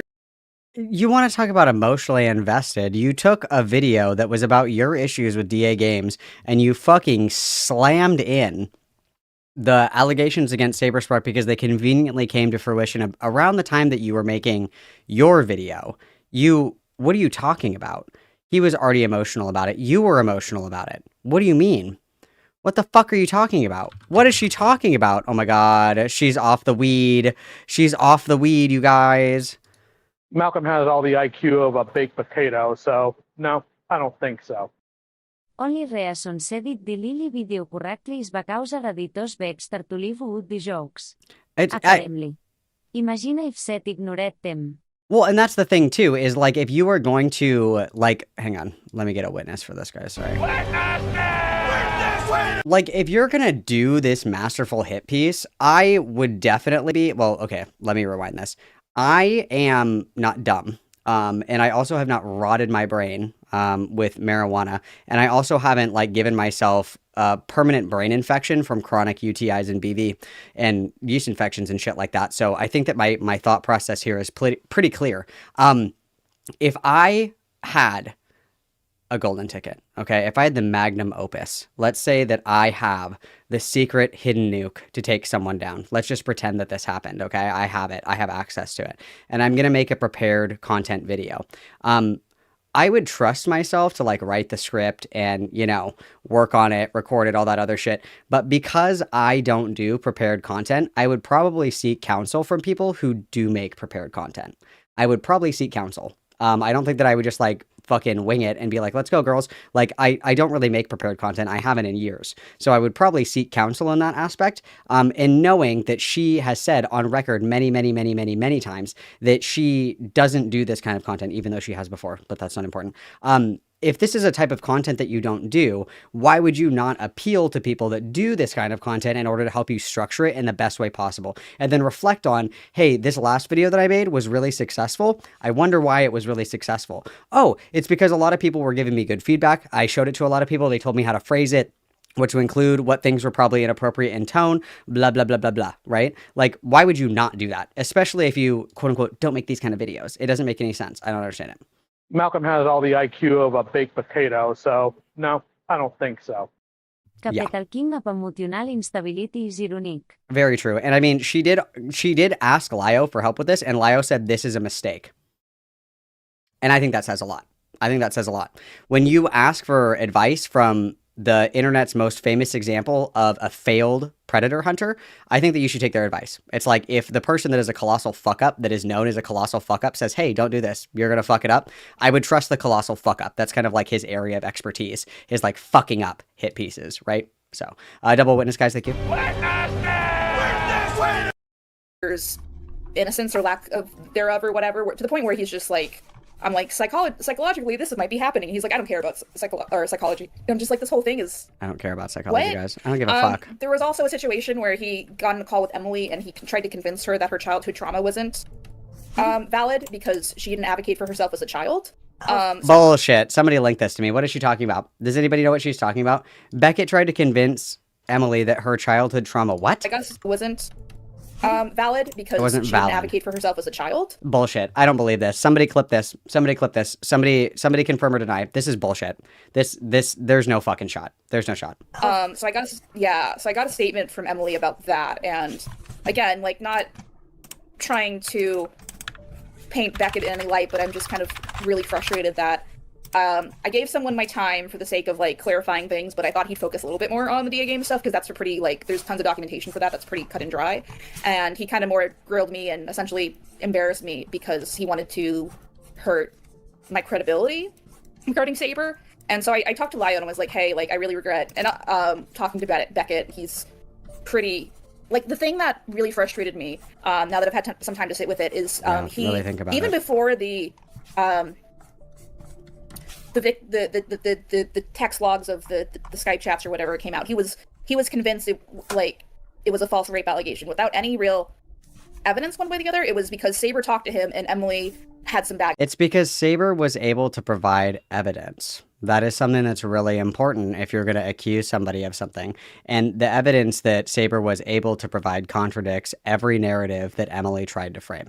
And let's remember, Emily is the person that self-admits that she has memory issues. This is from 12 to 15 years ago, and all she has is her memory of the event, and Saberspark has text messages that show that they were engaged in some kind of mutual relationship. Whether it be friends with benefits, a hookup, like whatever it was, that she was engaging positively and sexually with him before, during, and after their, multiple meetups or whatever the fuck. Like, I'm sorry. Yeah, that's false. That's false. The evidence that does exist shows contrary to what she's claiming. Yes. Baggage in her past. That was like his all he needed for him to call it a false rape allegation. And that's misleading I feel like that's misleading at the very best, because it's not fact, and it's also not it's not accounting for any of the trauma responses that either one of them would have had. And the trauma response of engaging, like, with informed, enthusiastic consent with somebody, and then what? Changing your mind later? Mm-hmm. I don't know. I just, and then, like, he interviews like friends I used to be friends with as a way to, like, paint this picture of... Also, Kino hidden content right here. You get these dumb fucks on your stream and you just let them yap, okay? They make you all the money because KP will never shut the fuck up. There's a shovel and there's still dirt beneath her. She'll keep digging until she makes it to China, okay? Let her dig her own grave. She's doing a really good job. Of me just being an arrogant little spoiled child or whatever. So yeah, I guess I'm just trying to grapple with everything, but I'm just also frustrated because there's a lot of biases going around, and, like, a lot of biases that are not really based in any factual information besides, like, people just wanting Saber to be innocent. Yeah. Like, regardless? I don't know, does that make any sense? Like... No, I see it. Like, the problem a lot of times around is, like, when a bigger content creator makes, like, and I'm gonna call what Beckett did sort of like a hit piece, because that's kind of what it is. It leads to the audience, for obvious reasons, being like, oh, since my favorite content creator said this, it must be true. And they stop doing their own research because it's easier to rely on somebody else's opinion than on your own. But, like, I guess the other problem is, like, because of, like, everything that's come out about the video and about Emily, it's not so much that people don't want to believe the allegations, but it's more that people cannot anymore because of how, like, problematic everybody involved in the situation was. Well, it's not even that. It's just that the information that was provided to counter it like contradicts the entire narrative that Emily painted. And you have to remember that, unfortunately, in the court of public opinion, they say that you can only make a first impression one time, right? You can't make a second impression. When you put forward your best argument, your best hit piece, your best je ne sais quoi, okay? And it falls flat on its fucking face, there's no takesies backsies, okay? When you make a video, when you make a hit piece video, you are putting out the best and the strongest allegations that you have. And if that isn't enough, it wouldn't matter if Emily, like, did not have a checkered past. It wouldn't matter if KP wasn't universally hated and reviled by her peers. Let's just pretend that it was somebody that was very well known. Let's pretend that June the King made this video about Emu Emmy, okay? And after the fact, it came out that all the allegations were bullshit. You would run into the exact same fucking problem because you're front loading with your best foot forward anytime you come out with allegations. And if those first couple of things that you put out do not stand up to scrutiny and they are contradicted by actual evidence like text messages that survived, you know, the Covenant of the Lost Ark and shit like that. If it contradicts that, then the whole thing is fucked. It doesn't really matter who's saying it. If you say something and tests determine that thing is a lie, it doesn't matter who said it. People are going to say this whole thing is fucking tainted and it's not worth putting any weight behind. And it's not. It's truly not. It's truly not. The whole thing is fucked and it's KP's fault for doing it. Malcolm has all the IQ of a baked potato, so no, I don't think so. Beckett vas actually really nice to KP. Yeah, I actually agree. Everybody was extremely nice to KP, and everybody was also very nice to Emu Emmy, including Mr. Enter. And all of them actually had really, like, Beckett kind of didn't like her video, but I don't think that he was going to make a video until it came out that she was lying. Mr. Enter also, the first video that he did, he was a total cuck to both of these people. And then when it came out that they lied, that's when he made his second video that was more critical. He also did like a 2-hour interview with Emu Emmy and let her say whatever she wanted to say. Like, to pretend that anybody in this situation was uncharitable to either KP or Emu Emmy is a fucking lie. Because they were, until it was discovered that they were fucking lying. And after that, I completely agree. Go Scorched Earth. If they want to lie, go Scorched Earth. I don't care. Like, you guys lied. That is the consequences of your action, is that nobody fucking believes you and everybody hates you. Everybody witness, thank you. All right, I do have to go piss girl really quickly, okay? But before I go piss girl, time for a quick chill, okay? I did, in fact, you guys, do the tie-dye t-shirts. Yay! Thank you, Lavender, for the very cute propeller hat, Calvin and Hobbes Malcolm. Very cute, very slay, okay? An undetermined amount, we're still discussing it, an undetermined amount of money will go to Lavender with every purchase of the tie-dye t-shirt because Lavender was so kind to make such a beautiful, talented, show-stopping, and incredible piece of art for me, okay? So wonderful, so brave, so talented, okay? Also, if you're not in the Discord, make sure that you're in the Discord, okay? That's free. The Discord right here, it is free to join the Discord. So fun, so slay. And there are so many talented mamacitas in the Discord. I implore you guys to check out the self-promo art channel if there's any artistic needs that you guys need. There are plenty of talented mamacitas that are taking commissions, so you guys can check that out if you want a little doodle, a little sketch, a little gif, whatever it may be. Okay, there are plenty of talented mamacitas that are happy to make beautiful artwork for you, which is super wonderful. And I also love talking shit in the Discord, so you're more than welcome to do that. As per usual, you guys can always buy memberships or gift memberships to the less fortunate mamacitas around you. Okay, I'm seeing a lot of white names in chat today. There's nothing wrong with being white, but there is something wrong with being white in my stream. Okay, so you can certainly do that to give back to the mamacitas around you. And of course, you can always give me your dinero. That is always highly encouraged, okay? It means that you are pure in spirit and that you will enter the gates of heaven if you give me money, okay? So I am going to hit the bathroom really quickly, you guys.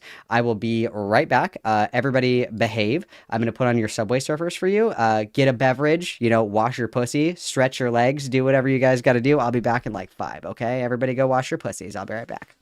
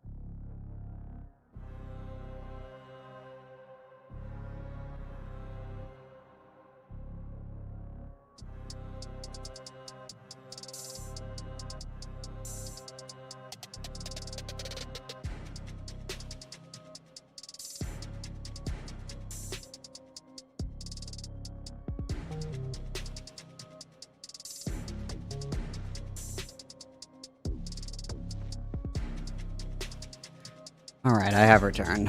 I have returned, you guys. I'm back. Did you miss me? Did you miss me? I missed me. I missed me so hard. Okay. Let me get this back where it was. All right, let's continue. Because you have Emily who actively hides her identity despite having her own platform. And then, originally coming out with being like, hey, I think he thought there was consent because it was implied, but there wasn't. And then allowing Courtney to change that, which comes off as like manipulating it to make it look worse when originally that seems to have been her own opinion. And then people like Sophie Struggs or whatever her name is, I keep forgetting. These damn horse people. These damn horse people, I swear. No, like people like her who have this weird parasocial relationship with Claire, where when Claire was interviewed, she actually said, I don't even know who this person is. Like, I had to be reminded of who they are because we interacted that little. But then on the other hand, you have Sophie, like, showing herself off as, like, Claire's friend, which that's a whole problem in itself because, there's a level of relationship that's just not there. And then you have people like, Brony Fandon obviously attached to it, which we don't have to talk about why that's a problem because, oh my god. He's very mentally unstable. That was my kind way of putting him in the script. It's just like, he just kind of, after, like, things weren't going as well as he thought they were, he just kind of did his own thing. And, it's really weird, like just from a timeline perspective of someone saying, I'm not going to throw you under the bus. Like, that is the screenshot I have. And then he throws me under the bus, like, I think within hours. Yeah. Like, that's just stuff where it's like, it leads to people being, like, looking at the accusations being put out and being like, if these are the people who talk about these allegations, I kind of have a hard time believing them. And I think that's sort of, like, the problem that led up to, like, people no longer giving you and everybody else credibility. Because now it just, it felt like everybody was a mess that had their own closet, like, skeletons in that closet, their own, like, things that made them untrustworthy. And I know Mr. Enter has made a response to you, like to your apology video coming out, and where he basically calls you a liar as far as I'm aware. And yes. I was like, True. you know what? I'm not keeping up anymore. I don't know what's going on anymore. But I think a lot of people have expected a video where you kind of were like, hey, I'm sorry, I kind of botched this. This was never my intention to do, and then just be done with it. But a lot of people felt like, it kind of feels disingenuous and rather more like KP is still trying to, prove that she was within her right to do what she did, and people were just being mean to her about it. Which I agree. A lot of like the harsher language used with you is like, we don't really need that to make a point. I can make a point of, hey, that video was bad without insulting you. So I'm kind of like, I wish people didn't just go to that to be like, yeah, I'm going to insult this person because they made a bad video.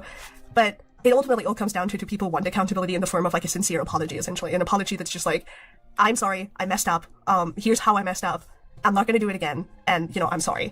But I mean, I hate that I have to defend Hitting the Heifer, because it's true. Like, this is all anybody wanted from the situation was like, again, we're talking too much, okay? And again, I will do PR for KP. KP, I'm sending you psychic attacks, okay? I'll do PR for you for what, like $1,000 a month, $2,000 a month? I'll do it, okay? Because this is what the apology should have been, okay? The apology should have been, hey guys, I made this video about SaberSpark, DA Games, all of these different people. I was very short-sighted in that because I was planning on making this video about my experience with DA Games, and then at the same time that I was doing that, these allegations with SaberSpark came out, and I kind of wanted to capitalize on that because SaberSpark and DA Games have a working relationship, or Chris from DA Games have like a working relationship. And so I got too emotionally entangled in it, and it kind of amplified my feelings, and I got lost in my own head in making this. And that was really fucked up of me. I shouldn't have been the one to make this video. I should have, taken these allegations and given them to somebody that had less of an emotional connection to whatever was going on. I inserted myself in it, and that was a really big mistake. And I understand that I totally ruined like any of these allegations, even if, these things are true and there's evidence on both sides. And I encourage everybody to go watch SaberSpark's video. I encourage everybody to watch Emu Emmy's video. Like, the evidence is out there from both sides. Like, please, you guys don't, take my opinion or anybody else's opinion. Go watch their own statements and then come to your own conclusion. I flew way too close to the sun. I'm really sorry. It was a really big mistake, and I obviously know that my apology does not fix that, and it does not take away these allegations that I made. I'm really sorry, and because of that, I'm going to stop making this kind of content altogether, and I'm going to take a pretty long break to kind of reevaluate what I want to do with the channel. Again, I'm really sorry. There you go. That's all you had to say. That's all you had to say, and you would not have gotten crucified.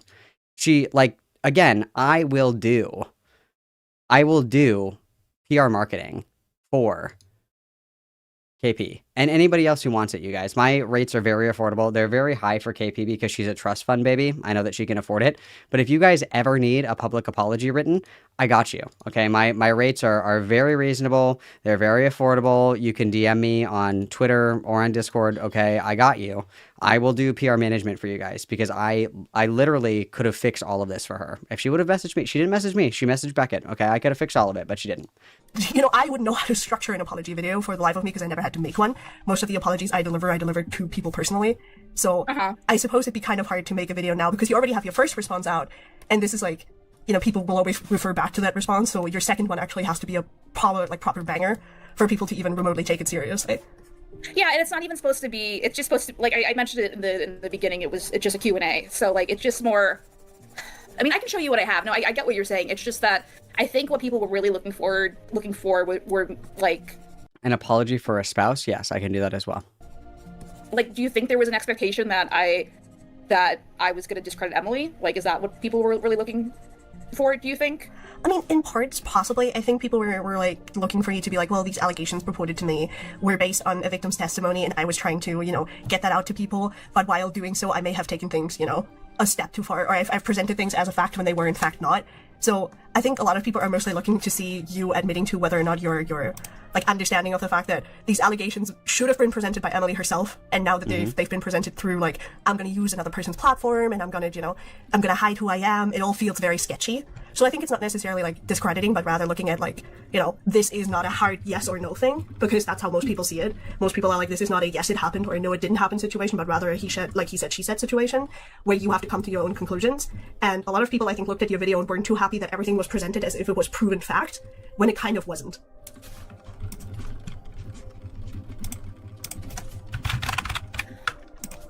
I guess, but like, I'm like.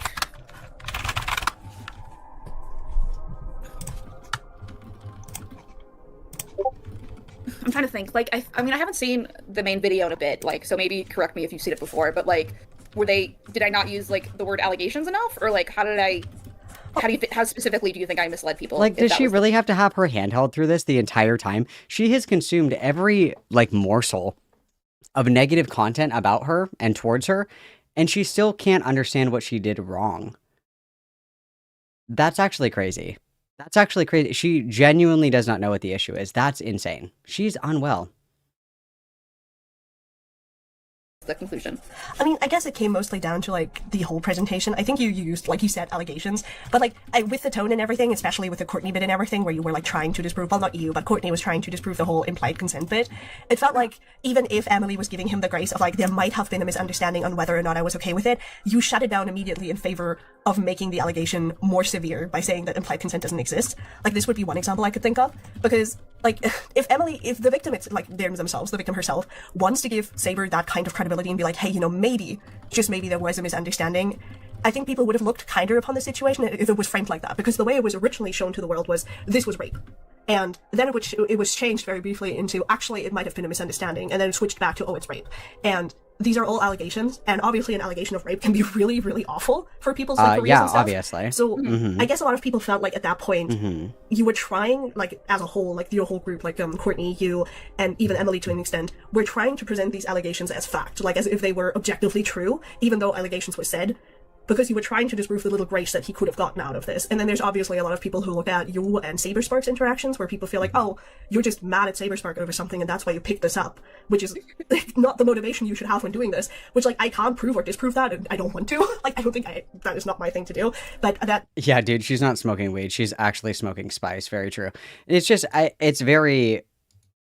It reads to anyone that there was like this deep hatred for Saberspark that seeped in and permeated like her video. Because if she wanted to make a video and say like, this was my experience with Chris from DA Games, it was really inappropriate. First of all, I would say don't make that video. This was 12 years ago and you already got your apology behind closed doors. That's all you need. You know, dust your hands off, move on with your life. Time to grow up. But if she wanted to make a video like talking about her own experiences, that's one thing. I would still disagree with the video, as I just said. But to tack on, like, again, the video had a Saberspark section. That Lily Orchard was in the video. Black Griffin was in the video. Chris from DA Games was in the video. Will from DA. Like, we went way too hard with trying to get everything to be interconnected and linked to each other to justify why we decided to attack every single person in the video. It was too much. I know that that's how some people see it, where they're like, oh, KP was mad at Saberspark. That means that the only reason this allegations is even being platformed is because she doesn't like him. And that's, you know. No, I've had my frustrations with Saber in the past, but I tried, like, my general frustration was how he was handling the Chris stuff. Yeah. And how he... It was 12 years ago, babe, and he said sorry to you. Let it go. Let it go. I don't know... What else did she... I know what she wanted out of the situation. She wanted Chris to be raped in the town square. But, like, she got what she got the closure that people dream of. Where she got to sit down with Chris in a call and be like, hey, this thing that you did, it really hurt my feelings, blah, blah, blah, blah, blah. It was really inappropriate. And Chris was like, you know what? You're right. I'm sorry. That was really fucked up of me. I shouldn't have done it. And I'm really sorry. And didn't do it again. Like, you got the closure that people dream of, bro. And it still was not enough for you. It's fucking embarrassing. It was more of, he checked with Chris, but didn't check with me. He didn't really understand the bigger picture of it being told within, like within DA Games space and with Will specifically and stuff like that. And then when I just said, like, oh, I tried to get a hold of Saber, didn't hear anything back, he just spits at me. And I'm just like, dude, like, you know, you didn't seem like you were interested in talking about this before. And then for clarity, I tried to email, just so you know, I'm sure you've seen stuff, but like I tried to email, didn't get anything back, and then I got frustrated at that point because he is complaining publicly that I never emailed him directly, and when I tried to, he just ignores it. So well, yeah, because the emails were schizophrenic in nature to address a situation that had been resolved over a joke that was made 12 years ago. And you know, there's other things that aren't as damning that I hear. That was a lot of the stuff that was blocked out. It's just like I don't think it was like I didn't have enough that I felt comfortable presenting it publicly. But like, you know, What do you think that she had that she wasn't comfortable presenting publicly because she, quote, didn't have enough if this is what she put forward? What do we think? What do we think the other allegations were? That's insane. I'm friends with not Henry, but someone else on staff, and like I don't know how true the stories are, but you know, they were upsetting from what I could tell, and it just very upsetting. Yeah, you know, true. it's hard to see. It's hard. Kind of not like, I guess the mismanagement that was implied and kind of the the stuff that, you know, I had secondhand accounts for. So, but yeah, that's why I didn't I didn't go into that stuff publicly, essentially. But but yeah, I think that makes more sense though. I can address the Courtney stuff being like it wasn't meant to be. I think what I wanted, my intent with that was trying to get, like, because I have no experience with sexual assault anything, and Courtney obviously does. Yeah. So it was kind of trying to get it from someone else's perspective that had more familiarity with it, and I didn't really I guess, you know, I didn't understand how much that made it look like black and white, or I should have just, like, if I was going to do that, I should have said, like, here's Courtney's perspective, but, you know, here are the legal definitions, too. And well, and the other thing that was really unfortunate as well, and unfortunate, I mean, like, a huge tactical error that only the ancient prophecies could have foretold. Having Courtney come and give a cameo on your video, unscripted, mistake. Unless she is reading something from a fucking teleprompter, she is going to say crazy shit. And she did say crazy shit. She said that implied consent equals rape, and that a groupie flashing her tits to a rock star is consent to fuck.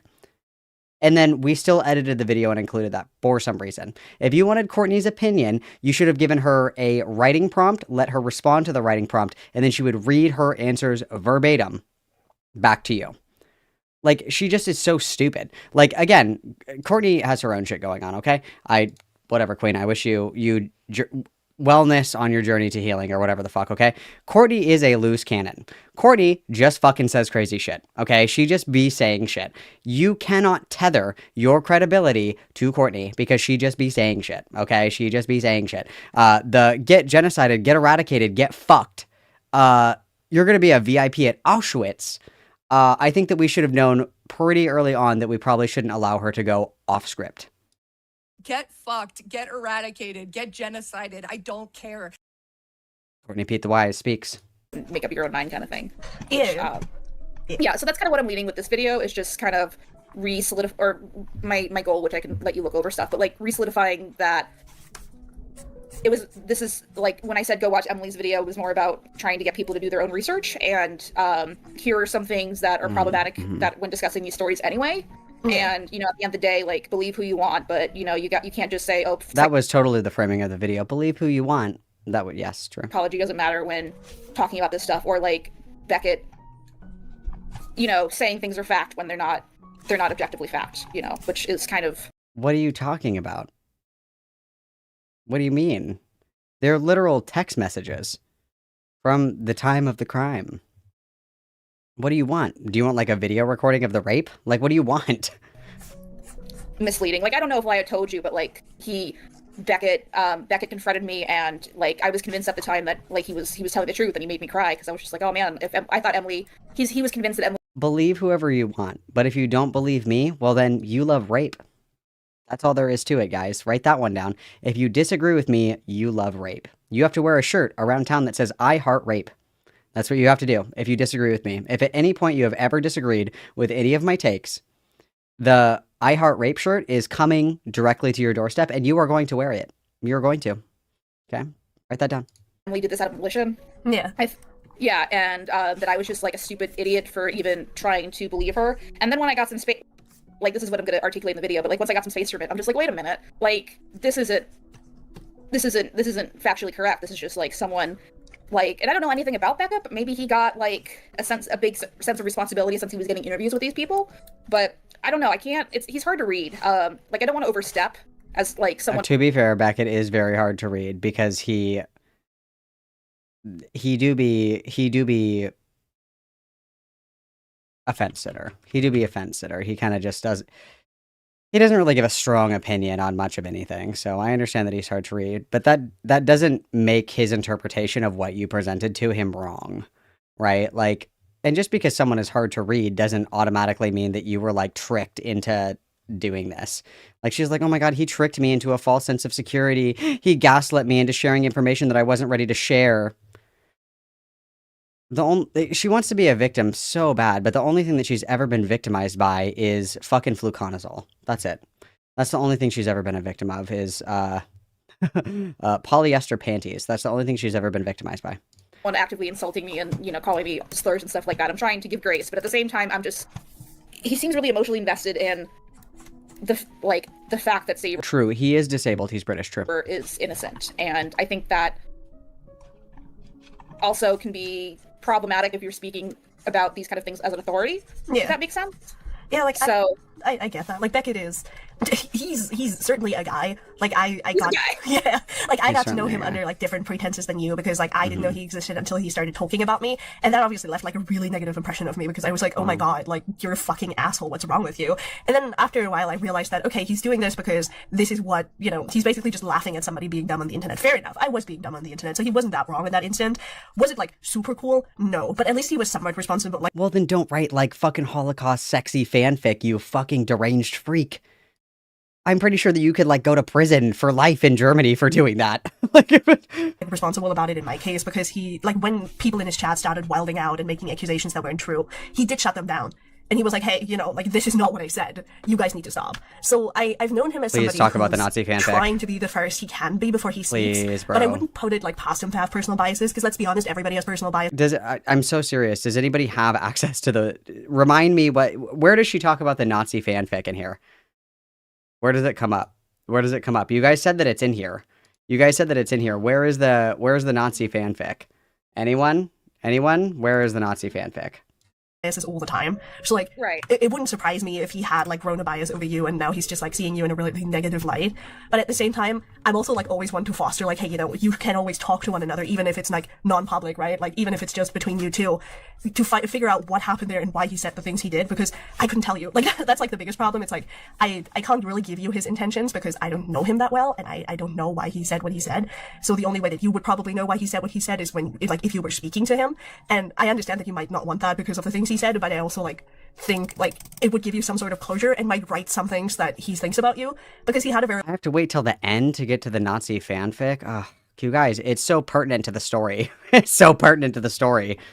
like similar thing with Lazy Bedhead, I think, where he came in guns blazing with a very specific assumption of like who Lazy is and like what they do, and then when they actually spoke to one another again, it was like, oh, wait a minute, I was wrong. So like mayhaps that's an idea you could pursue, where you could speak to him and be like, hey, you know, Mayhaps? What? Is that a word? Oh my god. I hate non-English speakers. Ugh. Oh my god. Malcolm has all the IQ of a baked potato, so no, I don't think so. I Malcolm, long time no say. Upe vell. Thank you very much, Vampirist, for the 199. I hope that you are well as well, my friend. Everybody witness, please.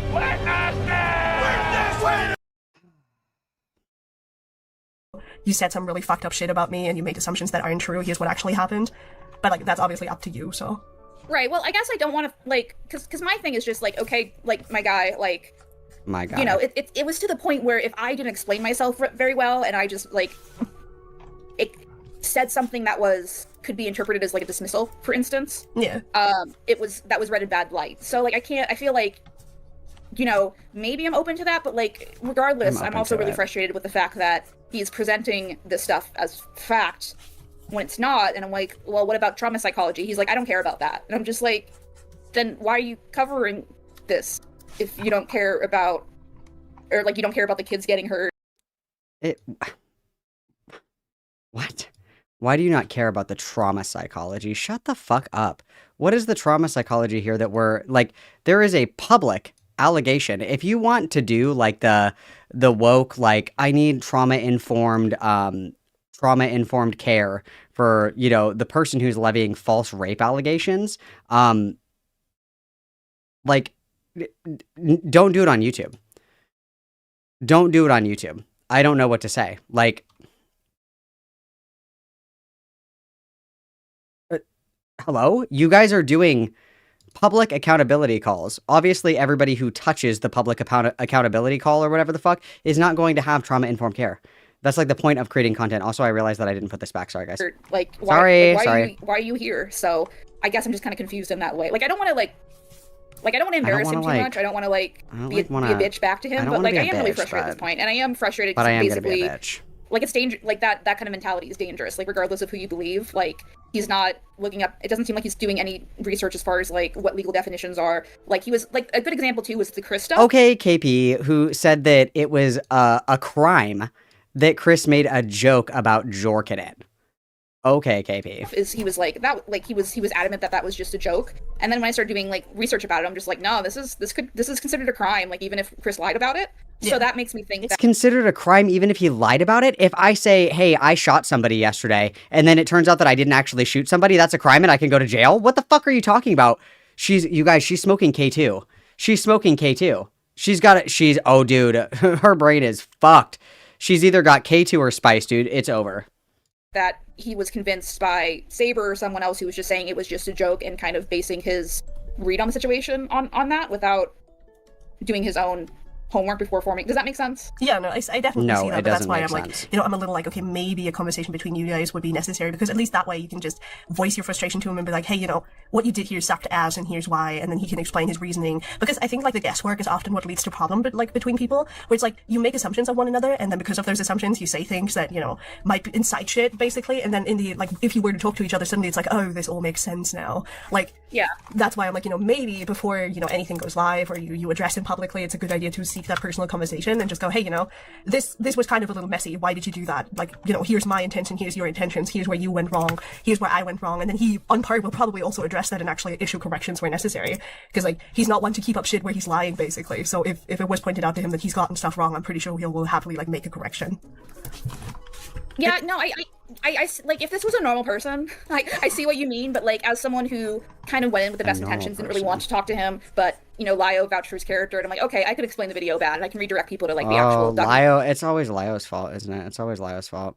Lio said that he was a good person, and I believed him.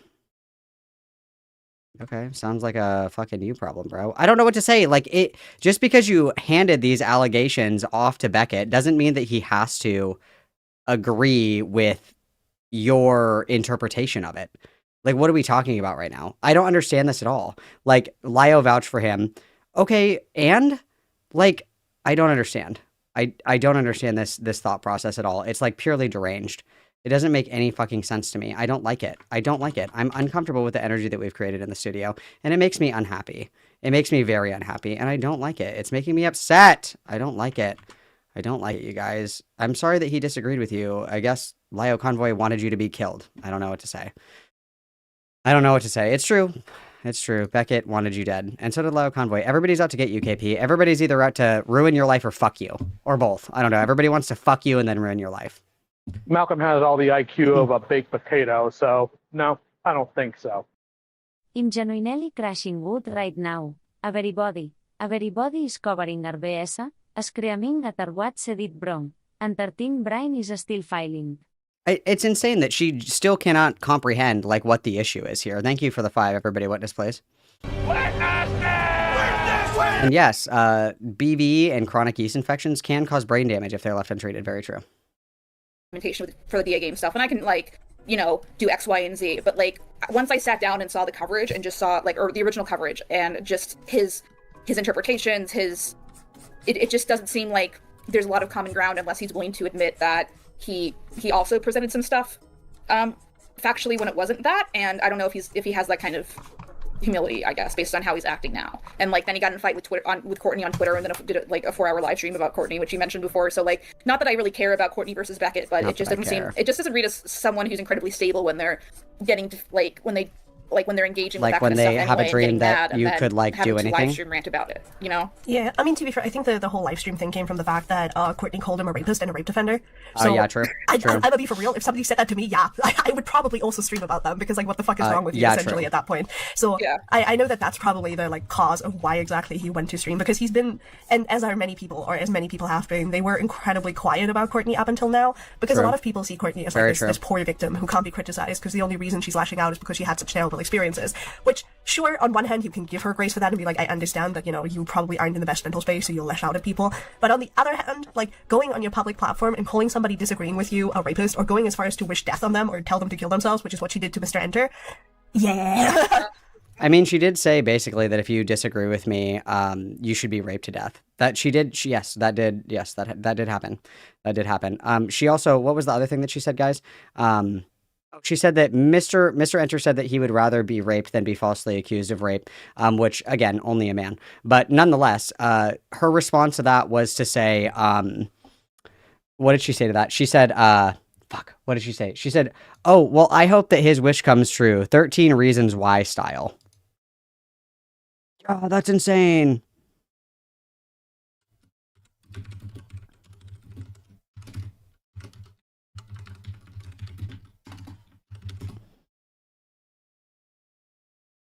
That's insane. That's insane. That's insane. That's insane. That's insane. Hang on 1 second. I'm trying to do this. I'm trying to make this thumbnail for you guys, but God is not on my side. God is not on my side. Courtney. Yeah, like that was not cute, and this is like kind of the stuff that people have ignored up until this point. But I think when it went to like towards like Beckett personally, that was when he was like, no, I'm going to talk about Courtney because what the fuck is all this? Because like a lot of us are aware of everything Courtney does, we just don't talk about it. So I think it's less about like over the fight and more about like, why would you say this about me in public, especially if you claim to be like a CSA advocate, like, or an SA advocate in general. Like, that's incredibly fucked up to do.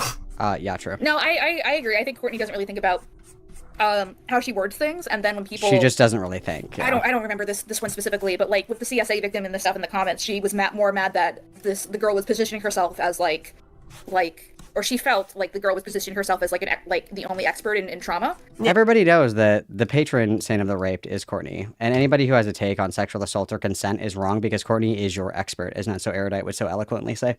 Courtney is the expert on consent. You guys should know that. Write that down. And And I get that, but that wasn't articulated well, and then she didn't, she kind of lashed out at that person, which I also don't think was probably the answer to that. So I think if she calmly explained, like, hey, this is why I got upset, this is what it sounded like to me, like, but she's just not that.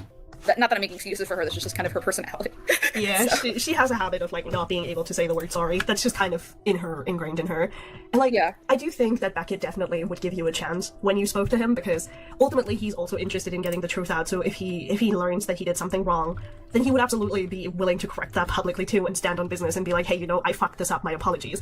Which, he's one of the rare commentary bros who will do that, because most commentary bros will be like, actually, you're the one who's wrong, because I said so screw you. So I think, and the good thing about this would also be that it would show some growth on your end, because it would be like, oh, Courtney love now. KP learned, and KP's like, I would rather have a conversation before I make a public video, and I would rather see if I can get all the facts and straighten things out before I go anywhere. So that's kind of why I'm like, hey, maybe you should talk to him and see, like, where frustrations lie on both sides, and then eventually make a response based on that way. It's like, hey, I've spoken to Beckett, we aired our shit out, we either arrived at, like, the conclusion of common ground, or we made the decision to not interact anymore, or anything of the sorts, because what that communicates to your audience is like, oh, this is less about bullying or, like, putting somebody down publicly and more about actually looking for a solution.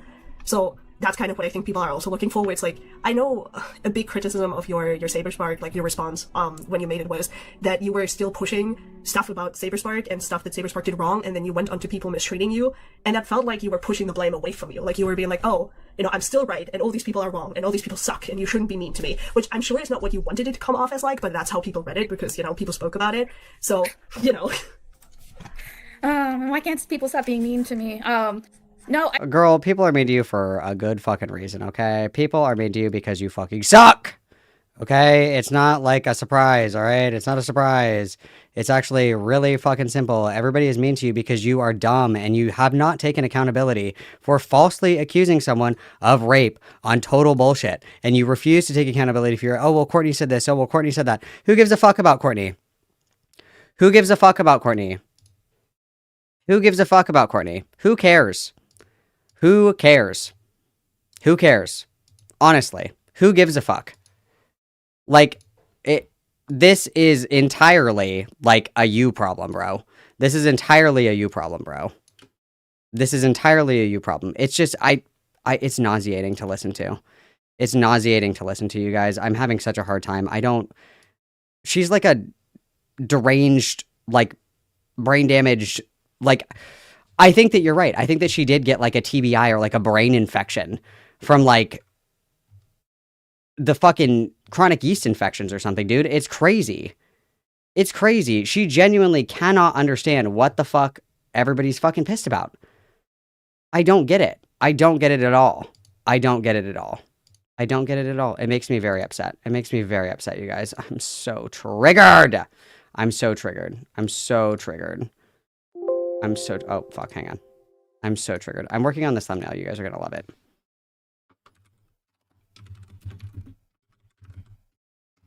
Hang on.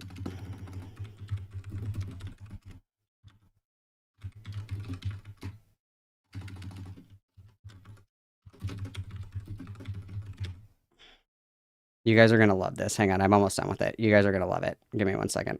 You guys are going to be like, oh my god, that's so funny. You guys are going to love it. Hang on. Give me 1 second. I'm almost done. I just have to move this one thing. Let me play this while you guys do that. Hang on. I have too many tabs open. Oh, I'm freaking out. Oh, I'm freaking out. Freak out. Okay, hang on. Malcolm has all the IQ of a baked potato, so no, I don't think so. Que peix receptiva tan abric ball. Yeah, yes, it will continue. It will never stop until Malcolm she has grows all a the spine. IQ of a baked potato, so no, I don't think so. També que pe legitimateli es diuen per son bon ets tu bé I allet et bailiu. Yes, true. These are all true statements. Yes, I agree. Malcolm has all the IQ of a baked potato, so no, I don't think so. Yes. Trolling Bill continua until your brain improves. Yes, these are all true statements, you guys. I apparently missed a few of these. Well, I've been working so diligently on my thumbnail. I'm almost done. You guys are going to love it. Thank you, guys. We have 1, 2, 3, triple witness, you guys. Thank you very much. You guys are being very generous this afternoon/evening. Really appreciate it. Really appreciate it. Hang on. This is the final touch, and then I'll show it to you guys. Hang on. Final touch here. Final touch here. Hang on. I'm getting there. We're just going to change the color of this text, and then we're going to underline it, and we're good. Oops. Hang on. I got you. 1 second. Oh, I need to capitalize that. Hang on.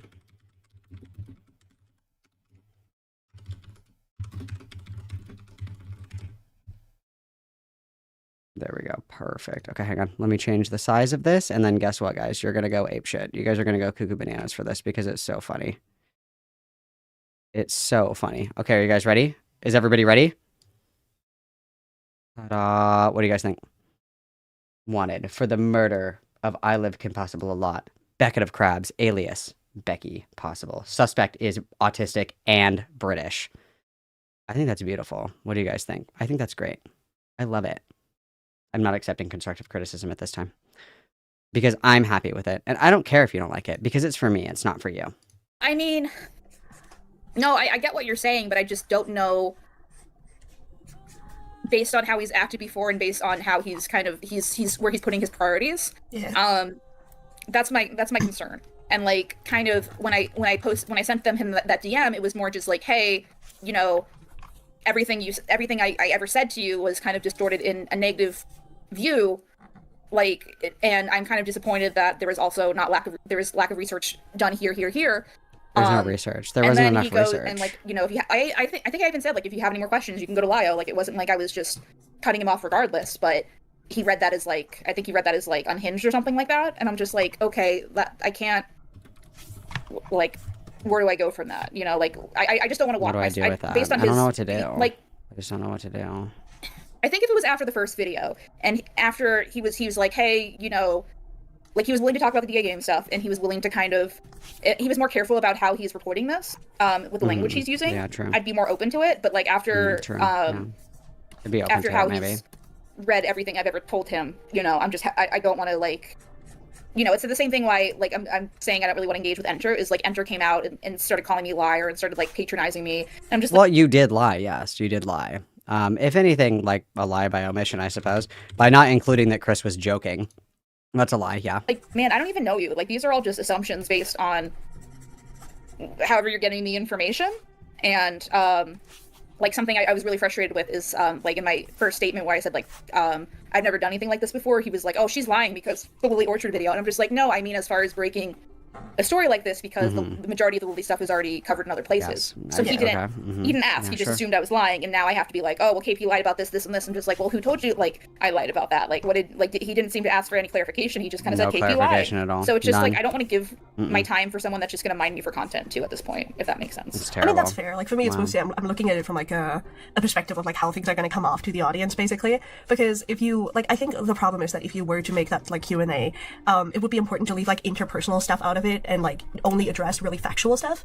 So stuff like, you know, Beckett factually got wrong, stuff like, and Mr. Enter that, you know, he got factually wrong, rather than, you know, oh, you know, I dislike this person for XY reason, or this person dislikes me for XY reasons, because this is, like, to an audience, it always reads as, well, you shouldn't believe this person, because, like, I don't like them and they're mean, or whatever. Based. So I think what people That's have how always I looked am. for when it comes to you responding to this whole thing was just, like, you know, whole transparency on your own flaws without, like, really addressing anybody else's flaws, basically. Like, just, like, a sure. straight, you know, I did this, here's why, this was why it's wrong, I'm sorry, because that's, like, sort of the structure of a good apology, where it's like, here's what Well, I think that a lot of people, because why is Hidden so afraid to say that KP is wrong? I think that the mindset with a lot of these people, you have to remember that a lot of these people are like assholes and they have like no moral conviction or principles. So you have to remember, and this is, I give Beckett a little bit more grace when he does this, and I'll be honest about that, because like Beckett is doing like these long form, like thought out hit pieces on people. And so in order to get people to like talk to you about a lot of this stuff, you have to butter them up a little bit, right? Like,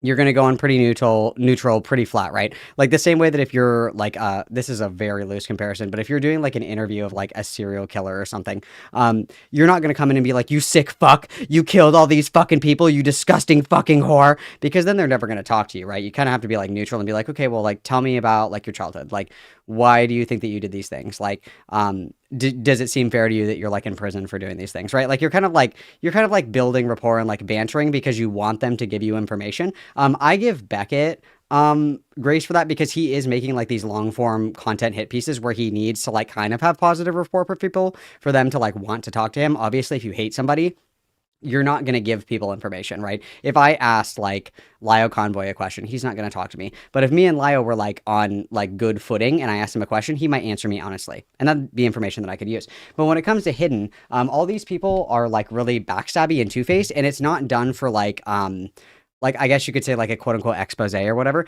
Like she's just being like, oh yeah, because she wants KP to talk. She wants her to like hang herself with her own words essentially. And that's what she's doing. She is hanging herself with her own words. But I give less grace to people like Hidden because it's done like as a weasel worm trick. It's not done to like build like a comprehensive hit piece. Like when Beckett was talking to Emmy and he was talking to Kim Possible, he was keeping like a positive rapport because he wanted the information to make his video. There is a difference, I think, between that and like actively having information and sitting on it and saving it for a rainy day. I am actively working on this hit piece on Silly Weasel 21. I'm going to be somewhat amicable to Silly Weasel 21 so I can get information from Silly Weasel 21. And then next week when I make my grand hit piece, Silly Weasel 21 is fucked. Versus, I'm going to be really good friends with Silly Weasel 21 for years, even though I know that Silly Weasel 21 is doing all this crazy shit. And then once Silly Weasel pisses me off, I'm going to flip the script. And I think that's kind of what we're seeing here with Hidden, where it's like, if this was juicy enough, I'm sure that she, you know, would publish it immediately, which it sounds like she did. But if it was like kind of shitty slop, she probably would have sat on it till later. Like, you know what I mean?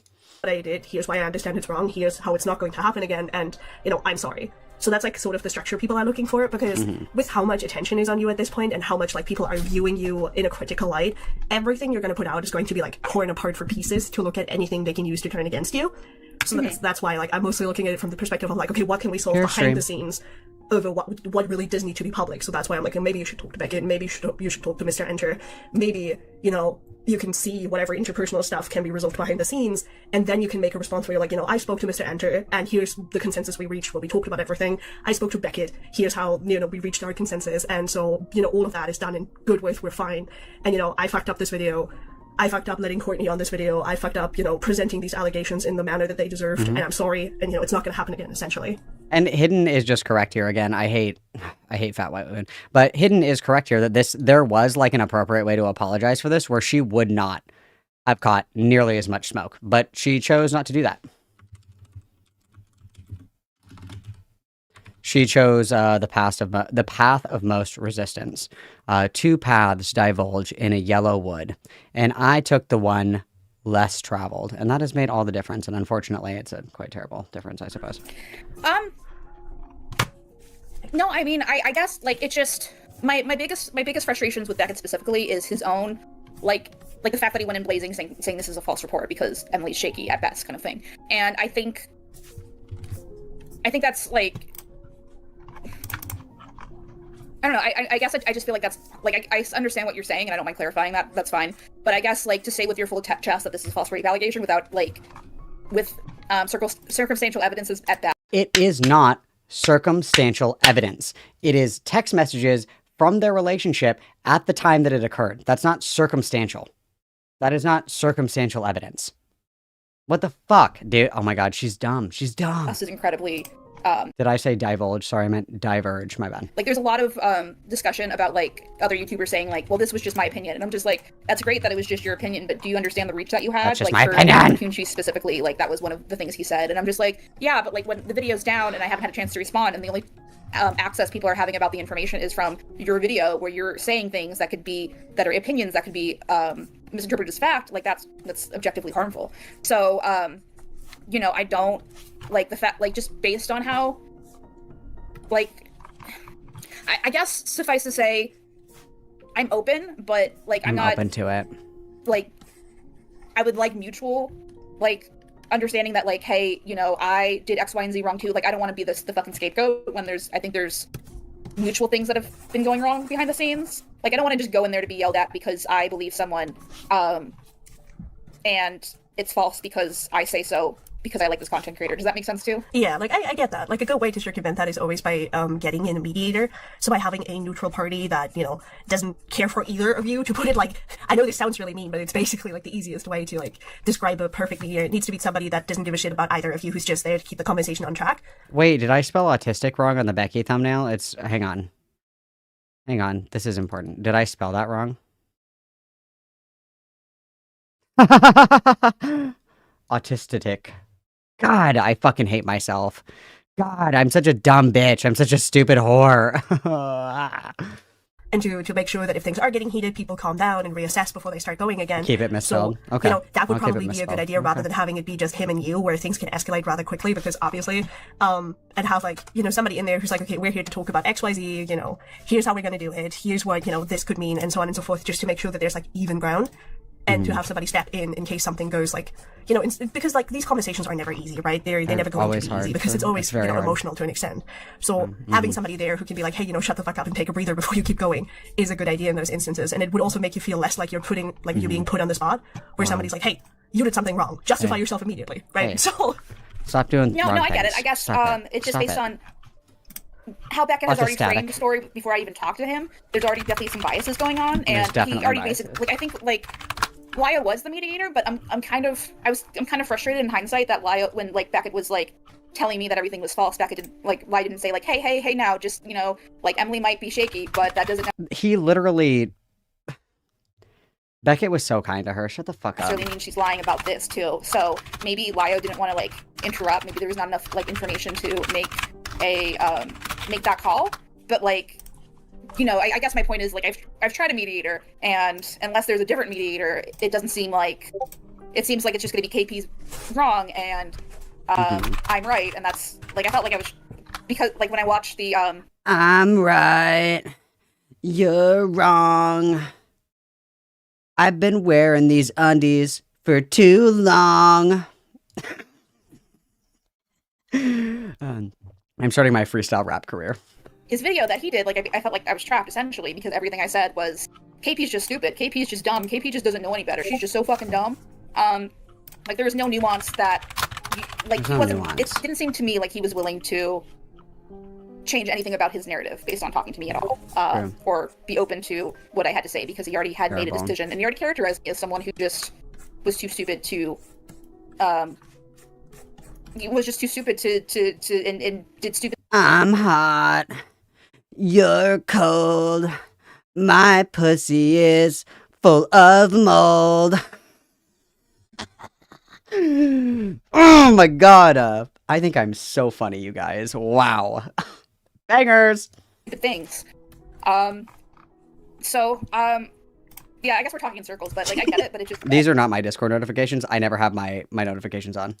I guess at this point it just seems like his biases are so clear that I don't think I'm gonna get through to him about what I'm frustrated with. I think he's just gonna be to the point where it's name calling now and calling me slurs and whatever else he said, the trust fund baby. So now I got people saying, oh, you could have paid your editors because you were a trust fund baby, you just chose not to, and I'm just where are you getting this stuff, man? So I guess I'm open, I'm kind of open if we want to talk to Lio about it, but I guess I'm just really frustrated in the fact that the main reason why I was supposed to talk to Beckett in general, or the thing that I was I wanted to talk about it, was how there's really problematic stuff going on this community and with kids and stuff like that. He didn't seem like he, and still doesn't give a shit, because it's not where his interests lie. Yeah. So yeah.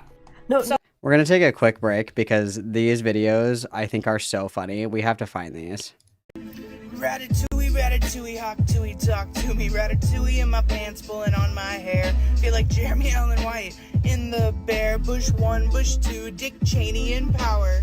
Mr. President, they've hit the towers. Your mom's at my place. Your dad's not safe. Gonna have him over later and stuff his face. Ratatouille, ratatouille, hawk.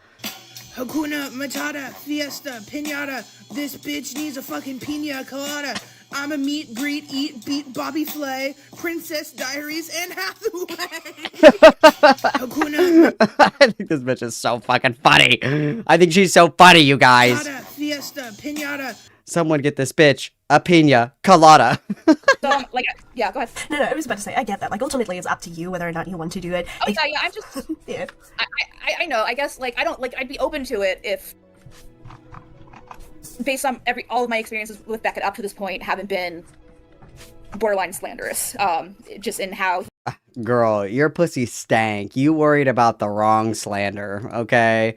You were worried about the wrong litigation, all right? You should be litigating that BV, okay, with very aggressive steroid use. All right, worry about yourself. How he's used my interactions basically essentially to his benefit. And now he's just like, well, KP made a video I didn't like. I'm going to embarrass her more by looking with DMs that she gave me to try to clarify the situation, to embarrass her. And it doesn't seem like I'm dealing with, like, a rational human being, if that makes sense. Yeah. So. Rational human No, that's being. completely fair. Like, ultimately, I think what this now all comes down to is the Q&A being received well, and people, you know, understanding your motivations, understanding that this... I see now that HiddenHeroine has uploaded a second part of this, which is a Q&A with Kim Possible, which I'm sure is delightful. Wasn't made in maliciousness, that, you know, you're willing to accept that some of this was, you know, didn't go the way it was supposed to, where mistakes were made, essentially. And then from then on, it's kind of just, like, rebuilding yourself. Like, people are going to hold it against you regardless of what you do. Like, even if you come out with the most banger response that you ever could, like the best apology ever known to YouTube, people are still gonna be like, oh, you know what? Remember when you did this? Like, it's kind of just how it goes. And eventually, what will happen is that, you know, after you prove through your actions that you're improving, basically, they're gonna Stop it. Start moving on, because they're gonna be like, well, now all this kind of doesn't apply anymore because, like, she's changed and she's gone better, and they're gonna come around. It will take some while. It took like over a year for me before things truly started calming down and things became normal again. But it's gonna happen at some point. It's like, obviously it's gonna suck, you know? Yeah, I've unfortunately been here before, but like, just oh me, like, so I can basically I have majority of the Q&A done, and I was gonna also end it with like a whole like until this goes to court, we will never know. Here's cases where it went in the accuser's favor. Here's cases where it went in the accused behavior. Like, you know, do your own research and, you know, whatever. It's just. Yeah. You know, when we're doing these kind of stories, we can't pretend trauma responses aren't relevant when they're how people respond when they're in traumatic situations. Like, I'm sorry, bitch. Making a YouTube video is not a traumatic situation. Grow the fuck up. Again, the most traumatic thing that has ever happened to you is that you've had to do laundry and wash your fucking panties. Like, shut the fuck up. If you get PTSD from making a YouTube video, you need to be institutionalized. You need to be in a padded room where other people make executive decisions for you for the rest of your fucking life. That's pathetic. That is not a thing, okay? I'm sorry. Maybe that's unempathetic of me. I'm sorry, I've never claimed to be an empath. But if you are giving yourself a PTSD trauma-induced fucking panic attack from making a YouTube video, don't make the fucking YouTube video, you fucking idiot. You stupid bitch. It's very simple. It's very simple. Just like if you don't want a chronic yeast infection, change your fucking underwear. Wash your pussy. I don't know what to say. Go to the doctor. Gynecologists tell scary stories about KP, okay? Sorry, like, you know, it's just like, oh, facts don't matter, guys, because I really like Saber Spark, and God forbid he's made a mistake. You know, like, even if it just comes down to a mistake, like. Okay, can somebody tell me the timestamp of where the Holocaust shit is in here? Because I'm kind of bored of listening to KP talk. I would like to move on to the Q&A video that was just released, but I do want to hear HiddenHeroine talk to us about the Holocaust fanfic. Does anybody have a relevant timestamp for this?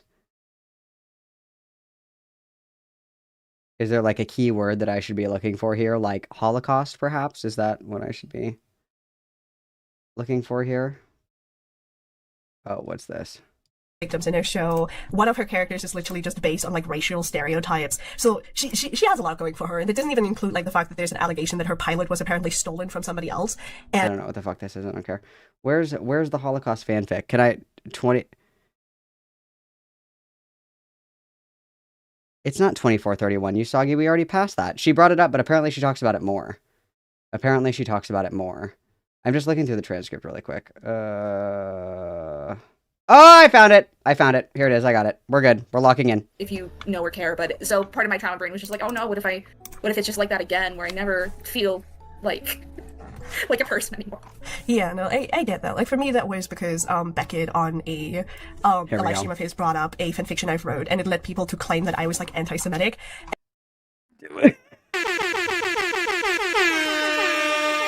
Tell us what the fanfic was about. Tell us. And that followed me around for a good long while. Like, it was every time I repeated somebody, it was like, oh, weren't you the girl who wrote the X-Men Holocaust fanfiction? I'm like, shut the fuck up.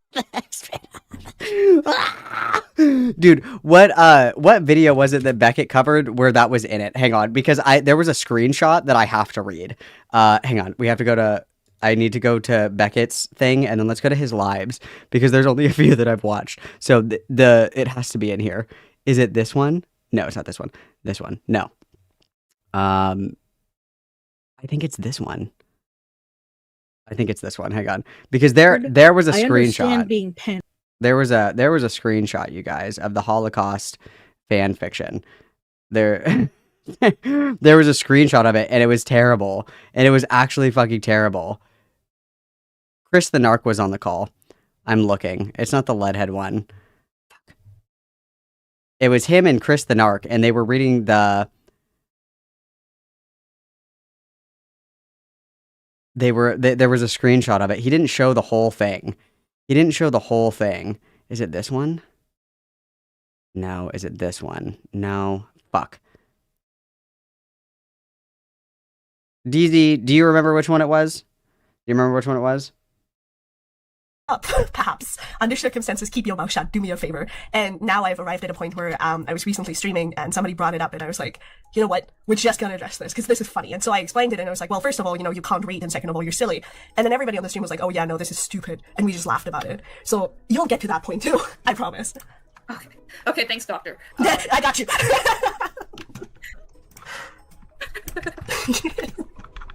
Yeah, and like, can you tell me about the fan fiction now? Now I'm kind of curious because I don't know anything about fan. X-Men. Oh yeah, hang on. Before she explains it, here it is. So this is the screenshot of the fucking X-Men Holocaust fanfic. So it says, "Good. First, my soul will go into your body searching for magic. You don't smell like a normal demon. I can feel magic too." Blushing, Beck looks at him and says, "In her body."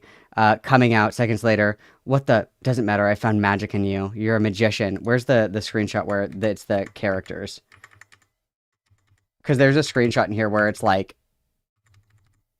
oh, fuck. Oh, please load. Is it this one? Please, bro.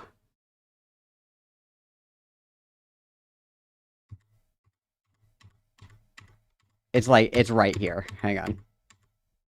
Yeah, this one. Okay, Beckett, get your fucking camera out of the way. Beckett! Does he move at all? Does he move so I can read it? Or does he stay right there? Beckett. Beckett, you fucking bitch.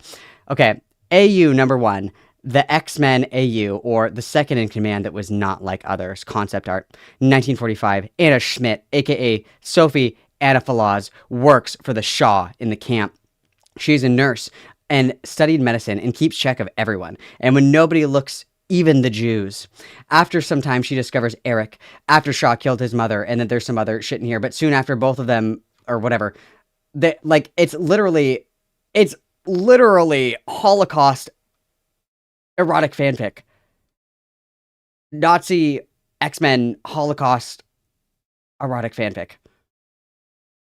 Like, I need to see if I can get the concept art for this. Hang on. I need to open another tab. Hang on. Let's get another tab up here. And then it's http://sta.sh/01 obgj8d26pb. I'm so scared. Oh, thank God I couldn't get to the server. Did I do it right? obgj8d26pb. There's an error. I can't get to it. What is it?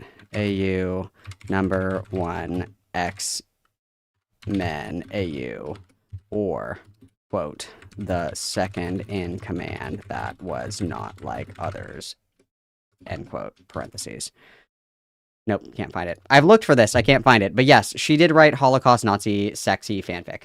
But I know Magneto was like in the Holocaust, right? So did you just write a perspective so from that? It was basically, I wrote a story in which a girl, like my character in OC, was really young, a medical prodigy, and she was in Germany in 1945, and so the Nazis went to her and were like, "You're working for us now." And she was like, "I fucking hate that, and I hate you guys, so I'm gonna work against you from like inside the concentration camp," as was customary back then. There's like loads of doctors who did that. And she was caught, and she was horrifically experimented on, and tortured, and eventually escaped. And that is like sort of part of Magneto's backstory, because I had somebody who shipped Magneto with my character, and that's why I wrote like that part of the backstory. Now, the person I was shipping with, ironically, was my groomer. That didn't help, but...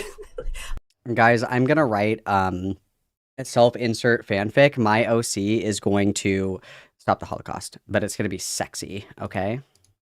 People found a part of that fanfiction where very clearly the Nazis are the bad guys. Like, very clearly. I don't know how much clearer I could have written that. And also, it was like 10 years ago when I was like 16, or younger even. And people, like, even Beckett on the stream said, you know, fucking Hidden's not a Nazi, you guys are dumb. But his audience, because they, like, if you add the IQ of his audience together, you'll get, like, room temperature, basically. Decided, okay. Yeah, decided, Does make me feel a bit better. yeah, decided, you know what, I'm just gonna call Hidden a Nazi over this. And it was like, bro, okay. Yeah, I don't know. I personally wouldn't write Nazi fanfic. I think that's insane. Anyway, that's crazy. Wow. Okay, so we have this beautiful hot new content. This is the KP Q&A, but first, go piss girl. First, we're going piss girl. Everybody enjoy your Subway Surfers. I'll be back in just a moment, and then we will begin the KP Q&A, and we will finish with the Courtney video. I will be right back, mamacitas.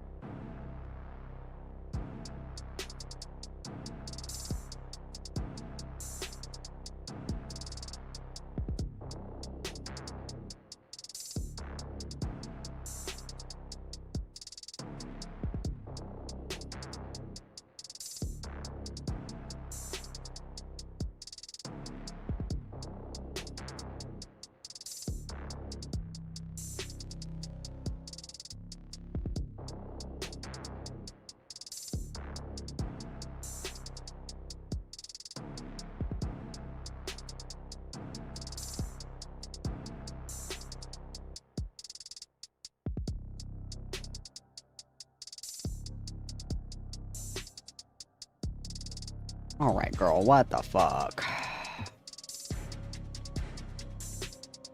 Alright, let's do this KP Q&A. Let's do this. I'm sure this will be good, guys. Make sure you like the video, okay? I'm going to check the likes on the video really quick. Let's doing good. Let's make sure that we're doing good.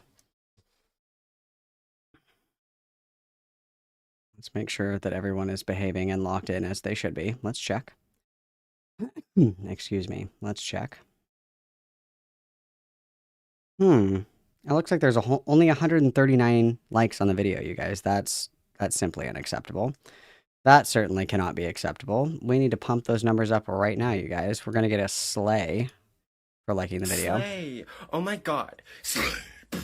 Make sure that we're liking the video, kittens. Make sure that we're liking the video, kittens. Thank you so much. All right, let's do this Q&A. Let's pump up the jams. Let's get this over with. Hold on. If I'm going to be doing this, I need the proper gear. Let me just... This'll do. Alright, sit down, you monkeys. Now before we start, some ground rules. Any serious crimes mentioned in this video is not meant to be funny. But I am going to poke fun at just the general lack of education and research presented as fact, because it's just getting a bit ridiculous at this point. Not essays funny, but dumb people funny. First off, people are under the impression that I changed my mind about the Chris Stephanatos incident. But here's what I actually did. Look into the legality of what Chris's story would constitute as. Was he breaking any laws? Was I overreacting? And I found some stuff. It's stuff that's not in his favor. I'm going to be a bit of legal eagle for some of this video. Hold on. Even if there was no physical contact with your body, ejaculating on someone's belongings without consent can fall under several possible criminal categories depending on the state and circumstances. In many U.S. states, ejaculating in public or onto someone's property without consent can be prosecuted under laws about sexual acts done for sexual gratification without consent. Well, that's if he actually did it.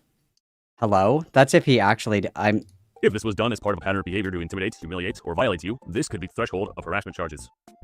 Some jurisdictions treat semen on someone's clothing as a form of property defacement or contamination. But KP, I hear you thinking, Chris didn't actually do this. He admitted he was lying. In legal terms, Chris admitting that he lied about the incident, regardless if you believe him or not, doesn't erase the action. The law cares about the behavior itself, not their honesty afterwards. In fact, lying can make it legally worse. It can demonstrate consciousness of guilt, which matters in legal investigations. If they lied to investigators or made false statements in writing, that could open them up to additional charges, such as obstruction or false reporting. That's legally significant. It proves he knew it was wrong, and it also suggests a pattern of concealment, which is not nothing. That can matter in civil cases, workplace reports, or credibility disputes even now. Even if it happened 10 years ago, ejaculating on clothing without consent, whether he lied about it or not, is a sexual boundary violation. Period. It's still a crime, even if Chris did lie about it. That not only exacerbates the potential charges. It's not a prank. He literally didn't do it. He literally did not do it. He literally did not. He literally did not do it, though. Like, it was a made-up story. Boys being boys, and not something you two have to just shrug off because it was decades ago.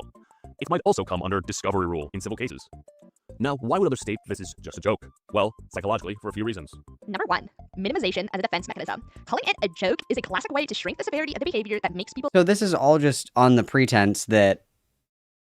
This is all just pretense that it was real, and he lied and said that it was a joke to get out of accountability. What? Uncomfortable. It's easier on the psyche to say it was just a prank than to face reality that somebody crossed a sexual boundary. It reduces moral discomfort. If it's a joke, then maybe it wasn't really that bad. It lets them avoid re-evaluating their own values. Just because they admit it's serious, they might also admit someone they like or trust did something wrong. It avoids the pain of empathy, because to empathize means to acknowledge that someone was harmed.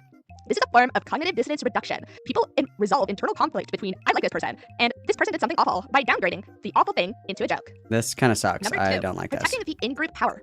If someone is a part of the same social or fandom circle as Chris, calling it just a joke is also a way to protect the tribe. If it's serious, they'd have to hold someone accountable, and that threatens the group's image. If it's just a joke, they can preserve the community narrative and their own comfort. This is especially common in tight-knit online circles. People fear that acknowledging wrongdoing will hurt the fandom or... Okay, this is terrible. What else do we have in here? At least once. We can assume if it happened on DA Games Company time, which also breaks additional laws.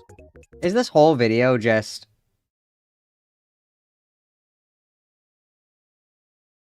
Is this whole video just if it was real? Found both ironic and hypocritical. But cartoon-she. Well, I first would like to thank this guy for being fair compared to the rest of you fucking Hoggians, but I want to stop right in the midi. On company time or property, dramatically increase. I wasn't aware of. That what is happening? But that's not enough information to say without 100% doubt, which we'll get to more in a second, but that someone is innocent or guilty. And about deeply complex events. Are these her responses to things?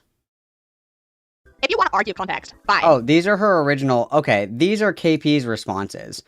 Okay, so this is somebody reading out KP's written responses to these questions. Got it, got it. KP does agree that it's just a story, and now she's saying that it's illegal because he could be lying. And then it's an OSHA violation because he was coming on the clock. He was kimming his possible on the clock. Okay, what else is in here? Anything good? Anything? but Saber was just trying to be responsible. I understand the sentiment, but something that is never brought up is that it is borderline illegal to make someone take a pregnancy test without their consent in the United States. Dude, literally, it's like she wants to be stoned to death. It's like she wants to be burned at the stake. It's like she wants it's like she wants to be flambéed alive. Okay, we have to start from the beginning. Okay, I understand now. These are KP's responses to common questions. Okay, I understand. I need the proper gear. Let me just... I understand. This'll do. Alright, sit down, you monkeys. Now before we start, some ground rules, date, and circumstances. In many U.S. states, ejaculating in public or onto someone's property without consent can be prosecuted under laws. Okay, so we can skip this part because this is like actually delusional because it's literally he was joking. He didn't actually do it. And even if she wanted to press charges, okay, prove it. Prove that he jizzed in your panties. They're going to take one whiff of your fucking curdled pussy and be like, "Oh, that actually wasn't cum that was in your panties. It was discharge from you never washing your vagina." That's actually what it is. Case dismissed. Court is now adjourned. Miss Stanky Pussy is, found guilty of like making shit up. I sentence you to 100 years in the stirrups at Planned Parenthood, you disgusting bitch. It was just a prank. Then face reality that somebody crossed a sexual boundary. It reduces moral discomfort. If it's a joke, then maybe it wasn't really that bad. It lets them avoid re-evaluating their own values. Just because they admit it's serious, they might also admit someone they like or trust did something wrong. It avoids the pain of empathy, because to empathize means to acknowledge that someone was harmed. This is a form of cognitive dissonance reduction. People resolve internal conflict between I like this person and this person did something awful by downgrading the awful thing into a joke. Number 2, protecting the in-group power. If somebody's a part of the same social or fandom circle as Chris, calling it just a joke is also a way to protect the tribe. Yeah, I don't care. Okay, this is gay. What's the next? Can we get something else? And on to... If I could record the conversation with him, and in hindsight, should have had him make a brief public statement expanding the issue. I don't think someone should be defined by something they did that long ago, but that's the thing. This just extends to Chris. Since Chris admitted this to Will Ryan, his boss, at least once, we can assume if it happened on DA Games company time, which also breaks additional laws. Title 7 of the Civil Rights Act of 1964 prohibits sexual harassment in the workplace. EEOC regulations define sexual harassment broadly, including non-contact sexual behavior like masturbating near someone, ejaculating on their belongings, or creating a sexually hostile environment. The OSHA, or Occupational Safety and Health Act, nerd, requires employers to provide a safe, harassment-free workplace. Even if he did it in secret, the Guys, it is an OSHA violation to jack off at work. Write that down. company is legally responsible if he was acting in a work capacity. The company should have known and failed to act. They did nothing after learning about it later. The U.S. Equal Employment Opportunity Commission defines sexual harassment as unwelcome sexual advances, requests for sexual favors, and other verbal or physical conduct of sexual nature that affects an individual's employment or creates an intimidating, hostile, or offensive work environment. The problem wasn't just Chris did this. It's the bigger problem that DA Games didn't take accountability for letting this incident go unchallenged within the company, on top of the continued conduct in these spaces. People seem to have assumed that because these examples are old, this stuff still isn't going on. DA Games isn't actively trying to hide this currently in the year of our Lord 2025. Did you guys watch the videos I linked? This was again exacerbated in the original email exchange I had with DA Games where, and let me remind you, it wasn't just the nature of what I don't know if I can watch all of this. This is terrible. Okay, more workplace harassment. Yep, got it. Okay, what's next? You lied about the statement. That part was an assumption. In my original statement about this incident, I said I've never made a video like this, which Mr. Enter a lie, even though I never had a chance to clarify, nor did he reach out to clarify. He kind of just ran with it. What I was referring to is that I had never broken a case like the DA Games or the Saber allegations. The video I did covering Lily Orchard was done with statements with victims that were already publicly logged. The only new information was my own experiences. This was totally different. But the voice actor incident. No one brought up this directly in the comments, but some commented on the fact that I asked people to work on a volunteer basis. I understand that volunteering is a very personal choice for many, but something that was left out in the exchange he showed is that he offered to do this in the past. Dude, this sucks. This sucks. No one to my knowledge is a mental health expert, including me. My original point was just to consider both sides of the story. With how the perfect victim myth and trauma memory work, there's an argument to be made that this views, and you couldn't be bothered. Victim laughing politely with a coworker who was inside those worlds. So instead they cling to, he's innocent, because it allows them to believe the system is fine. It's like she wants to be killed. It's like she wants to be killed. This is unwatchable. This is unwatchable. It's like she wants to be killed. She's begging for death. She yearns for death. She yearns to be fucking kicked in the teeth. Like, this is insane. Why would you not do this Q&A on your YouTube channel? Why would you not? Why would you give this to a fucking, like, little teeny tiny baby YouTube channel? And then, like, where everybody is making fun of you because everybody knows that you're fucking batshit insane. Why would you do this? Why would you do this? Why would you do this? I think she does have a brain infection. She's got to have a TBI or a brain infection. She's unwell. That's unbelievable.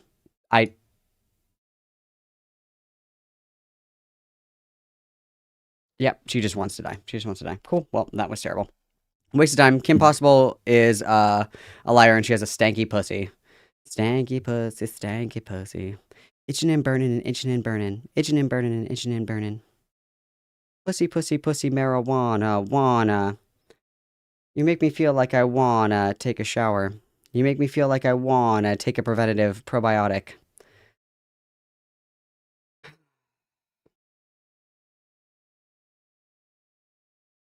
I'm fine. All right, let's do let's do this Courtney Pete video, guys. Let's do it. Hello, everyone. So Hello. if you've been keeping track recently of This is internet adjacent. Tell me about it. the ongoing I Love Kim Possible a lot drama, then you might have watched Kim Possible's original video covering the Saberspark and DA game stuff. In a section of that video was a whole part about KP interviewing another woman on consent and like all the stuff about that. Excuse me, Courtney's gender is ambiguous.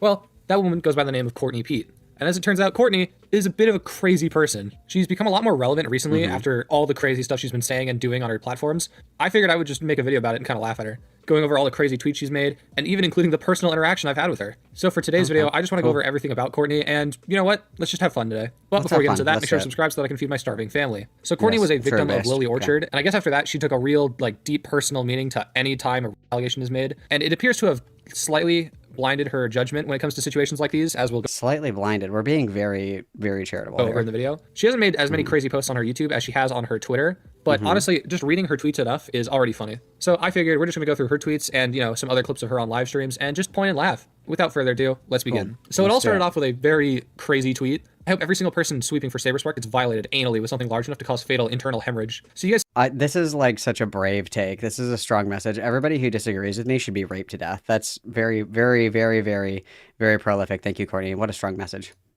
Whoa! This is a strong message! Strong message, guys. See the problem with this, right? I mean, she's talking about a rape allegation, and her response is, well, if you don't believe the victim, then you should be raped. I kind of think that's a crazy stance to have when it comes to something like this. Yeah, a little bit. Not even like stance. I think this is just psychotic to say in general. This is fucking wild. But as we'll see, this is not the only instance of her acting like this. We then have another tweet, which is absolutely wild. Give me one notable instance of a woman crying rape that was false that isn't a murderer trying to avoid their conviction. Always.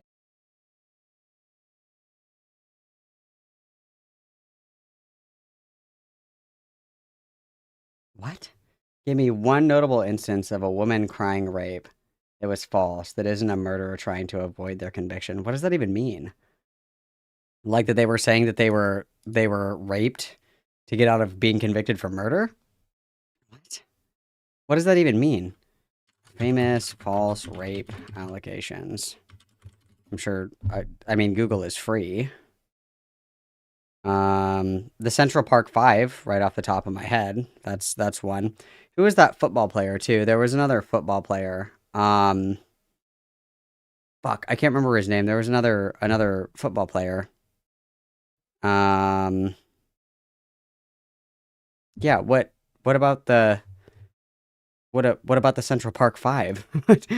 Silly of me to think that she would know about that. Wait. Yeah, don't worry, Courtney, I can give you one. You ever heard of Brian Banks? Boom. Yeah, I mean, That's wow, he read my mind. That's who I was thinking of. Brian Banks. Thank you. Thank you. Internet adjacent. Thank you. We're trying to avoid their conviction. Emmett Till is another one. True. Emmett Till is another one. And yeah. I'll wait. Yeah, don't worry, Courtney. How did I not think about that? Wow, that's crazy of me. Sorry. I can give you one. You ever heard of Brian Banks? Boom. Yeah, I mean, this is just crazy to say. There's never an instance where a woman has lied about rape. Like, that is such a wild thing to even say when there's, like, so many fucking instances of that just being wrong. People lie about rape all the time. Yeah, the rape is doing the rape. They call it consensual sex. And the people who do the same thing nod and agree. So are you saying people do not lie about rape and that the only people who lie about rape are rapists? I mean, like, that doesn't make sense. That's not how that works. It's like saying no one has ever lied ever. True. Saying everyone who's accused of being a murderer is a murderer. Like, you can't really... like, put that in practice and see how that sounds. It doesn't sound smart. Then we got another couple ones of rape offenders making me want to blow my brains out. I'm tired, Grandpa. Also, Cope and Seeth did a whole live stream about her, so she tweeted out, "Keep crying about me, Beckett. I'm not gonna fuck you, bro." It's the same thing Kim Possible did when it came to Saberspark. It's like, true, a man after my own heart. Oh my god. Obviously, Beckett is a chaser. He's not interested in what Courtney has. And I mean, again, we have all of these people that are you know, the undesirable among us who are constantly like, I don't want to fuck you, and it's like, thank God. I've been mark safed from, you know, fucking hepatitis, BV, a chronic yeast infection. Thank God I can mark myself safe. Amen. Mashallah, sisters. It was like it was the same thing when when Sage said something where, I think it was Sage that was like, I'm not gonna fuck you. It's like, thank God. Thank you for that peace of mind. I was actually terrified at the prospect that even for a second you even considered. Thank you so much for giving me this solitude. I just God, I feel so good now knowing that I am safe. That's amazing. Thank you for letting me know. you have a problem with me? Well, sorry, I'm not going to have sex with you. It's like, no, not everyone who talks about you or dislikes you wants to have sex with you. Now, if that wasn't bad enough, there's kind of a popular tweet going around of a clip of Courtney on a live stream. I figured I'd just play it here. Mr. Enter once said he'd rather get raped than be accused of rape. Well, buddy, I hope your dream comes true. 13 Reasons style. Mr. Enter's a cartoon reviewer and he decided to get involved for some reason. Yeah, because he saw his own behaviors getting attacked and said, well, I need to protect this before they come after me. Because that's what these people do, okay? When you're going to sit there... No, we need the VIP at Auschwitz voice clip. Internet adjacent doesn't even know the best voice clips, you guys. He doesn't even know that there's a treasure trove beneath him. Get fucked, get eradicated, get genocided. I don't care. Not talk about rape allegations ever, or potential predator allegations ever. But the second one that probably matches your behavior gets called out, you're gonna jump all over that shit to discredit the fucking victim. Yeah, honey, that's because you have your own victims and you want to scare them from fucking speaking out by going after somebody else's. Guys, if you disagree with me, you are a rapist, and you're trying to silence rape victims. Please do not do this. Do not do this. Sick. You're pathetic. You're a fucking waste of space. So yes, anyone who disagrees with Courtney is very obviously a rapist. They're just scum of the earth. They should die. True, they I are agree. terrible people. True. Apparently, Mr. Enter saying he would rather be raped than be falsely accused of rape is grounds enough for him to... I mean, again, that is a take that only a man would utter. Certainly something to say. I mean, sometimes you can just say nothing at all. I think I would rather get raped than be falsely accused of rape is certainly a take, I suppose. But like, I don't think that inherently makes somebody a rapist. Be raped, I guess. According to Courtney, that's grounds enough for him to be like held in a bathroom and have a broomstick shoved up his ass, like fucking like Jeffrey Dahmer. I personally think that is psychotic. I think making any statement about wanting anyone to be raped in any instance is just a crazy fucking thing to do. But yeah, I mean, I think that I'm going to take the really brave and controversial take right here and say that I don't want anybody to get raped. I'm going to take the very strong and brave position that I don't want anyone to get raped. I would not like that to happen to anybody. In my ideal society, there would be no rape. Hold your applause, please. Thank you. Thank you. I know that was a strong message, I know. But hey, what do I know? I'm not the moral arbiter of rape allegations like Courtney pretends she is. But she's saying all these things. She said it about a lot of other creators. And obviously, being a self-proclaimed victim of someone else, people are going to go like, well, if you're accusing all these people of being just for not liking you, then I mean, what's going on with your story? So she tweets out, I don't personally like you, so I'm not going to believe you were abused, assaulted, or attacked. Is a lot of people's personalities lately. And this is the thing that everybody was scared of, and people have been talking about this for a while, unfortunately. It's been a narrative for quite a long time. It is, and by narrative, I mean like something that people are talking about. Since Courtney kind of appeared on the horizon, you know, with the Cthulhu call coming from behind her, people have been concerned that this will be an escape route for Lily Orchard. And in honesty, that was something that I had said a little bit ago, and many people are saying this. It's not just me. Many people are talking about this. You've probably heard of it. The Lily Orchard is, again, just an incredibly deplorable, very easily hateable, just all-around waste of a human being. Just a very, very bad person. Just a very, very bad person. And for a long time, she was able to thrive in this kind of ambiguity where the people that were calling her out, they themselves were bad people. And because those people were bad people, she was able to say, look at where these allegations are coming from. They're bullshit. Because they're bad people trying to attack me. I haven't done anything. And this is, you know, a very repeatable pattern where someone will call her out. The person that calls her out does something fucked up or gets exposed to have done something fucked up. And Lily resets and is like, see, the allegations are bullshit. I didn't do anything wrong. And we've seen this cycle happen a few times. And recently things have started to stick. You know, the June the King video was really good. Sai was going after her. I was going after her. Like everybody was going after her for a while there. And it seems to have knocked her down a few pegs. But we're kind of seeing a resurgence. We're seeing a little bit of a resurgence because of this exact scenario. And the reality is that while Lily Orchard is a depraved, disgusting human being that deserves to dwell on the outskirts of society for, you know, until the end of time, essentially, people are talking about Courtney and Courtney's behavior. And that was kind of always the concern. That's why people didn't want to talk about Courtney or go against Courtney. It wasn't out of fear of retaliation from Courtney. It was that in attacking her credibility, Lily Orchard would get a get out of jail free card. And unfortunately, there's only so much water that you can hold for individuals. There's only so many times that you can pull punches in order to, you know, try to save someone from walking off the ledge. You know, you can only try to pull them back so many times. And unfortunately, that fear has kind of manifested without the influence of anyone else. That was kind of her her own mistake to make. And it is very unfortunate because this is a second win for Lily, because she is able to look to this and say, look at how deranged Courtney is. Obviously, she is lying. It's worked before, and unfortunately, it will probably work again, which is very tragic to see. Again, we have the tragic archetype of Icarus, and remember, it is important to remember that Icarus smiled and laughed as he fell. Okay, he was excited about it. Malcolm has all the IQ of a baked potato, so no, I don't think so. Ulls that smell nots que ring di bros.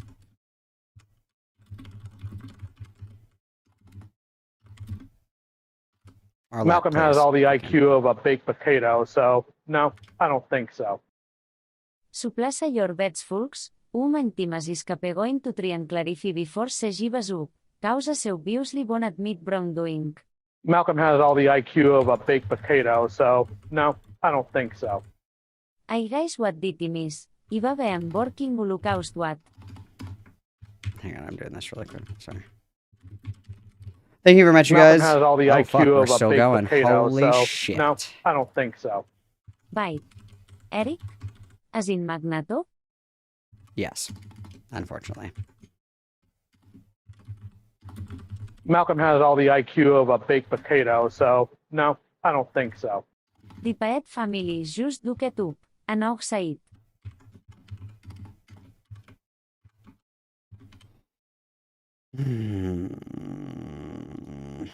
Thank you guys very much. We've got a, what was that? We got 1, 2, 3, 4 times witness, guys. 4 times witness. Everybody witness.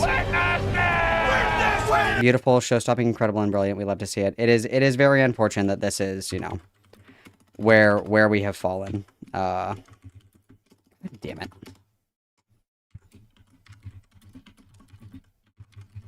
Sorry. I'm so sorry. I'm going as fast as I can. I'm going.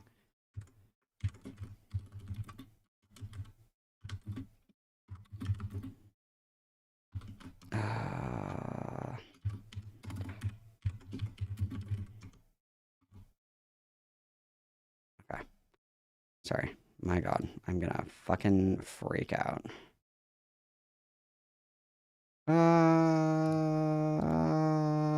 Okay, I'm done. Beautiful. Yeah, it's actually very sad. It's very sad to see, but this is. I know that Lily did like her her cope stream the other day about Courtney. I have no interest in watching it. I have no interest in giving her views. And I would also recommend that you guys don't watch it. There's nothing new.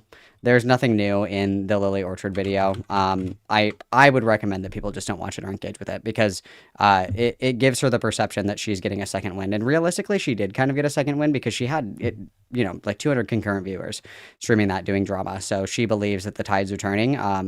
I would just recommend that people don't watch it. There was nothing new. There was nothing new. No new information was bestowed upon us. It wasn't really anything groundbreaking or, you know, sensational or show-stopping. She thrives on the attention, the negative attention that comes when people are attacking Courtney. And again, that doesn't mean that Courtney can live without criticism or without being called out for her behavior or, you know, be held accountable for some of the crazy fucking insane shit that she says. But it does mean that, you know, engaging in that criticism has to be done tactfully, which is, again, it shouldn't have to be done. Courtney should be able to read the room, but unfortunately she can't. So we are illiterate, as they say. No, Courtney, it's that you're going around calling everyone you dislike a racist and then being confused why it's like, now my accusations are being questioned on if they're like legit or not. Yeah, people aren't like assholes for doing that, man. That's how that works. There's a whole other thing about Courtney being really weird to people who are not 18 on Discord. Yep. And I mean really fucking weird. Yep. And I could dive into that right now, but I mean, it's not as important as the rest of the stuff. Neither is it funny. It's just kind of, I mean, it's just kind of embarrassing, honestly. By the way, before I go forward, I want to just play this part of Saber Spark on an interview and Courtney's reaction to it. I mean, Emily had plans to hook up at our hotel room, and it was during the convention. Yeah, you see how she's like throwing up middle fingers? Keep in mind, this woman's in her 30s, by the way. This is like 30. Fuck you, I won't do what you tell me. Fuck you, I won't do what you tell me. Frick the man, dude. Frick the man, okay? Frick 'em. Bunch of frickers, if you ask me. I swear to frickin' God, dude. I swear to frickin' gosh. That was legitness.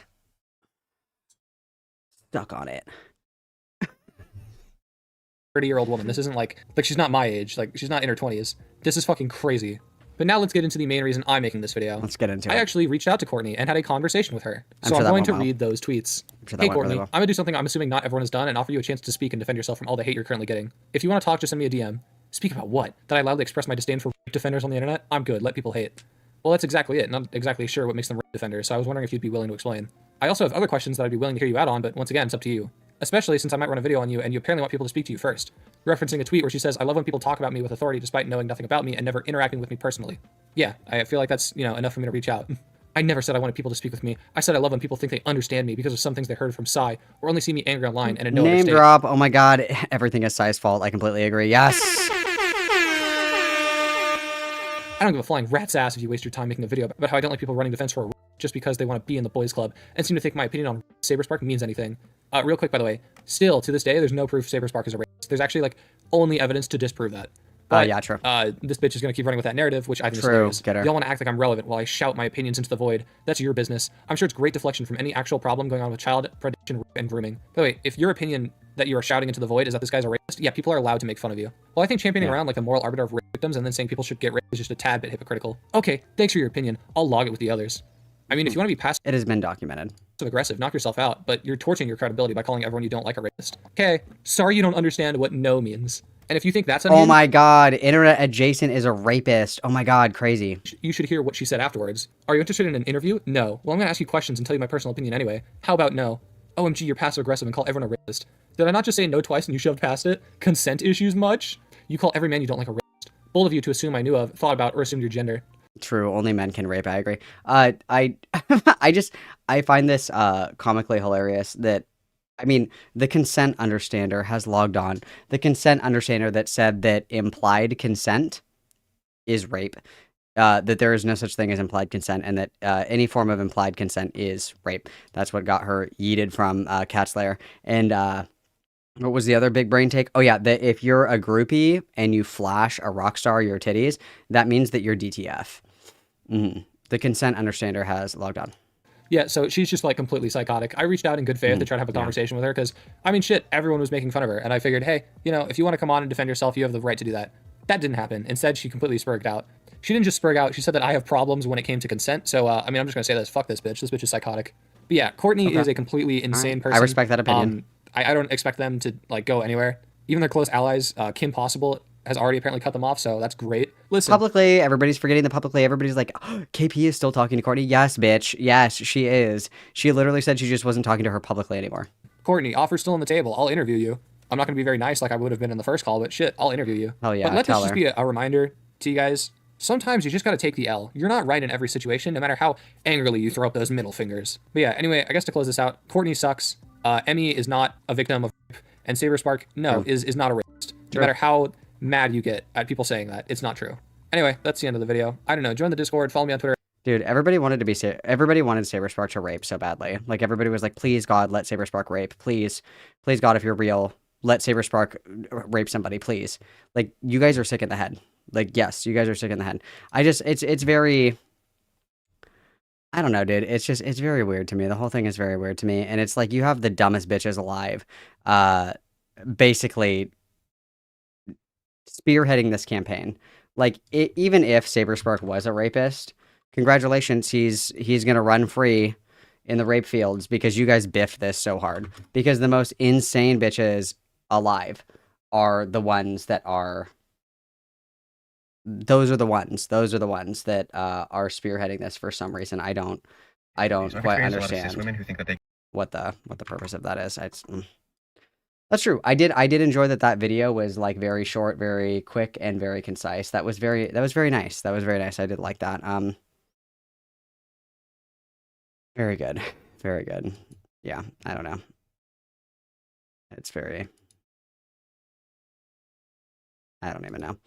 Okay, we are going to transition on to Lexity content. We haven't heard from our queen in a while. Lexity has been pretty dark on everything ever since she got arrested. She got arrested... When would that have been, you guys? I'm sure they'll say in this video. She got arrested a few months ago for assault on a pregnant woman and assault on an officer. Supposedly, she has been living with this woman who is pregnant and a mom, and that she sleeps in her van on this person's property, and that there was an altercation, and this person is, this lady is pregnant, I guess. And then when the officers tried to intervene, she tried to fight the police officers, which is a great idea.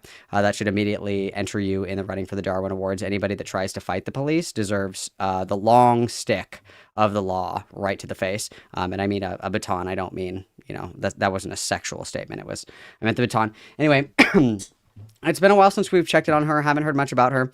If anybody remembers TBT, we've covered Lexity extensively, of course, just like everybody else. Lexity is a trans woman. Lexity is very unwell.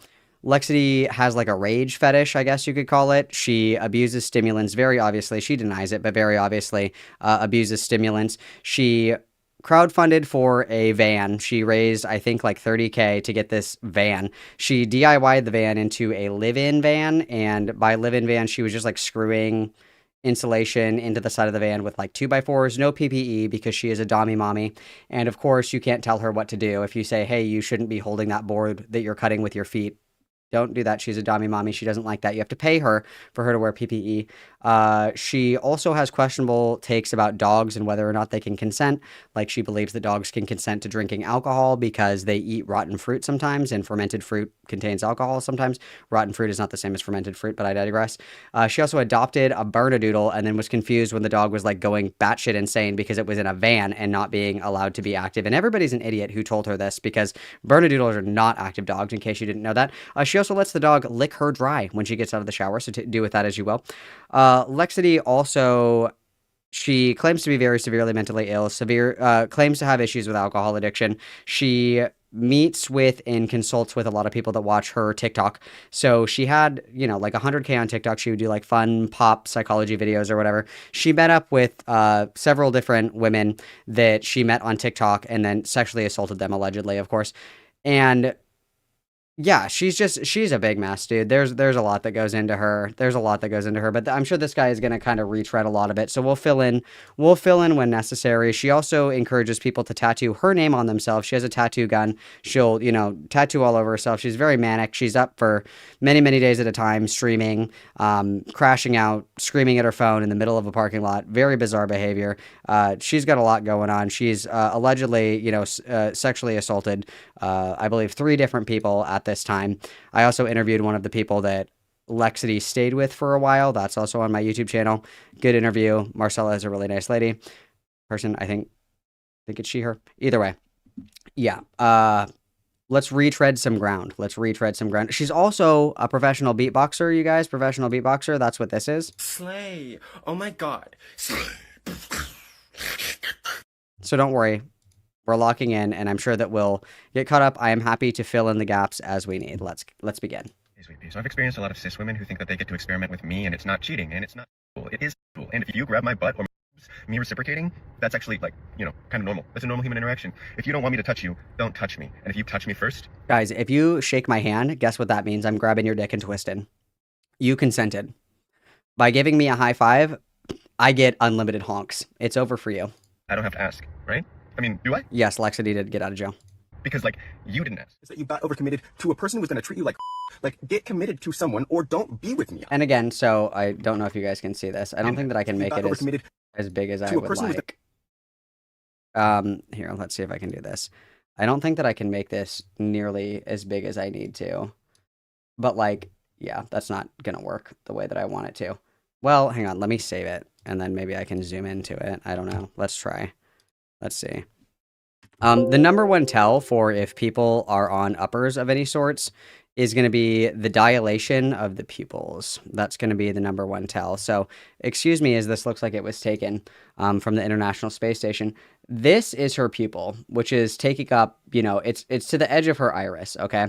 So, when you take stimulants, coke, meth, MDMA, MDA, ecstasy, any of these kind of substances, what it does is it dilates your pupils and they don't restrict with light. So she's recording this in her van with her light right here in her face, and her pupils are that big, which means that there is some kind of substance in her body that is causing her pupils to not retract when exposed to light. So it is very obvious to me the staying up all night, the impulsive decision making, the crashing out, literally being up for days at a time, the dilated pupils, the erratic behavior. It's very obvious to me that she's taking some kind of stimulant, usually something harder. Usually stimulants like Adderall, Vyvanse, minocycline, things like that are not minocycline. Why did I say minocycline? God, what's the other one? There's another one. What's it called? Types of ADHD stimulants. What's it called? That's going to drive me crazy. It's not minocycline. Methylphenidate, excuse me. Methylphenidates and amphetamines are the two, like, trees of ADHD medication. Those usually those won't blow your pupils out unless you're taking a fuck ton. Like, too much. Those will not do that with your pupils. Who is this Calvin Garrar? Who is he? Thank you very much for the membership, Mamacita. Oh my god, bloody teeth. 4 consecutive months of Mamacita-ness. That's amazing. Everybody witness, please. Love that. Beautiful, beautiful. Gonna treat you like get committed to someone or don't be with me. I want a life partner, not a romantic partner, not a buddy. And if we're gonna be friends, I want you to be clear. Oh, and of course she's polyamorous as well. Clear about that. And if we're gonna be nothing, please be clear about that. This is the reality of one of TikTok's most controversial creators, Lexity. Hey, sweet pea, so you're not gonna like this take, but drunk people can absolutely consent. I was an alcoholic for a long time. I was drunk every single day for like 3 years. I had a lot of during that time, and it wasn't all coercive. I knew what I was doing, and it is not up to other people to determine. And let's be totally real, you guys. Alcohol and cocaine go together like peanut butter and jelly. There's no shot that that's not what we're doing. How drunk I am when they also might be intoxicated, and when I might be concealing how intoxicated I am. Yeah, you need to be very, very drunk for you to not be able to consent. Like, can't really. And so the lore behind this is that there's this girl. Her name is Flowers and Formaldehyde. She did a video. I decided not to do a segment for this video. One, because she had dildos in the background for some reason. I don't judge, whatever you gotta do, okay. But there were like visible dildos in the background, and then it was actually pretty gross. She said that she invited Lexity over to stay with her, and that she got blackout drunk, and that she woke up and Lexity was sniffing her crotch. And then when they had a conversation later, she had blacked out, so she was like, I don't even know what we did. And she was talking to Lexity about it, and Lexity was like, she wasn't that drunk. There's no way. There's no way that she was blackout drunk. And it's like, there are people that are very sober drunks, yes. There are people that can be like completely fucking blackout and you would never know. There are people that behave that way when they're intoxicated. Just because somebody is appearing to be coherent does not mean that they are not highly intoxicated, actually. Really walk or talk straight, right? Like a 26-year-old transgender woman from Tulsa, Oklahoma. Hey, sweet pea. So I'm turning 26 today, which is exciting. Although I'm past all the big milestones, it's nice to have just like the time of the year where I'm like, oh, why did I even do this? She's gained attention not through her content, but through constant meltdowns about breakups. Hey, sweet pea. So sometimes when people ask you to hang out, it's because they need someone, and I have been alone for so goddamn long. Everybody stares at me, and most people don't like me because I'm trans and punk, and nobody wants to be around me. I need someone in my life who will just spend 10 minutes to give me a hug. Ever! Goddamn! And for claiming to be a slut and a whore. From screaming on live streams to twisting the story of her mother evicting her just to... Guys, one's in shot if you're a slut and a whore. Gain sympathy. Hey, sweet pea. So I got kicked out of my house with literally 20 minutes notice because my mother filed a false restraining order against me because she broke into my room and screamed at me to move out when I was in my bed with a sexual partner. She had been gone for several months, by the way, and just kind of returned home, and I hadn't consciously been aware of the fact that she wasn't returned home, so I was not prepared for someone to just run into my room and scream at me. Her pattern has left many questioning her character in the comments section, with comments that read, so weird how you end up the victim in every single situation. Maybe you are the problem. This whole video is a joke, as it's her house, not yours as a grown man. But what would happen if, on top of all... I disavow the misgendering, of course. She was actually arrested? Let's find out. Now, the arrest story started a few months back when some reports began to come to light that a person named Anastasia Alexandria Lenin, popularly known as Lexity, was arrested for assault. But this was not just any form of assault on any person. It was revealed that she was arrested for assaulting a pregnant woman, and to make it worse, she was actually refusing arrest when the police tried to detain her. Now, the surprising thing here is that the very site that posted it took it down almost as soon as it went up. Because of that, it might not seem believable at first since the source disappeared so quickly. But then, Lexity herself decided to clear the air on the issue probably after she was released, and the way she did it on a live stream actually made things even worse. At first, she began by blaming the cops for her arrest. It's okay. I never trusted people who trust cops, and I continue to not trust people who trust cops. Because that's, because ACAB. I thought ACAB was like, I don't know, like a thing. Dude, ACAB, the cops wouldn't let me beat the shit out of this pregnant lady. ACAB, they stopped me, ACAB. I don't know, maybe not within the communities that, like, care. Doing what? I don't like cops either. I don't like cops either. Now this is quite funny, because who would blame the cops for arresting them when they do something wrong? Like, that's literally their job. And this was something most viewers were quick enough to point out in the comments of the livestream. They were telling her to kindly take accountability for her actions, instead of pointing fingers. And many of their comments would read along these lines. Everyone predicted you would start blaming the cops and acting like a victim when you got out. Do you never take accountability? And to take things further, she went on to actually accept this claim, but here's the tricky part. She didn't literally say that she hit someone. Instead, she tried to play around with her words and paraphrased it into something else. I've never non-consensually a woman in my entire life. I've never, non-consensually. You guys, they were just role-playing domestic abuse. You fucking vanilla, sex-shaming, like, asshole bitches. They were just role-playing domestic abuse. God. So the main talking point from this should be the word consensual, because for Lexity to say that she has never hit a woman without consent just sounds weird at first. Like, why would someone let you hit them in the first place? But that's one part. The second part here is that she clearly knows that hitting someone is wrong, and yet she still went on to do it. And if there was truly consent with this woman, then the woman would not have gone to inform the police about it afterwards. That alone shows that her explanation doesn't really add up. But that's not all. She then went ahead to claim that she never came across a pregnant human at all. At this point, the person who was recording the live stream had to step in and actually show the documents of the arrest to prove that she was indeed being dishonest about that part. There was never a pregnant woman. There was never a pregnant woman.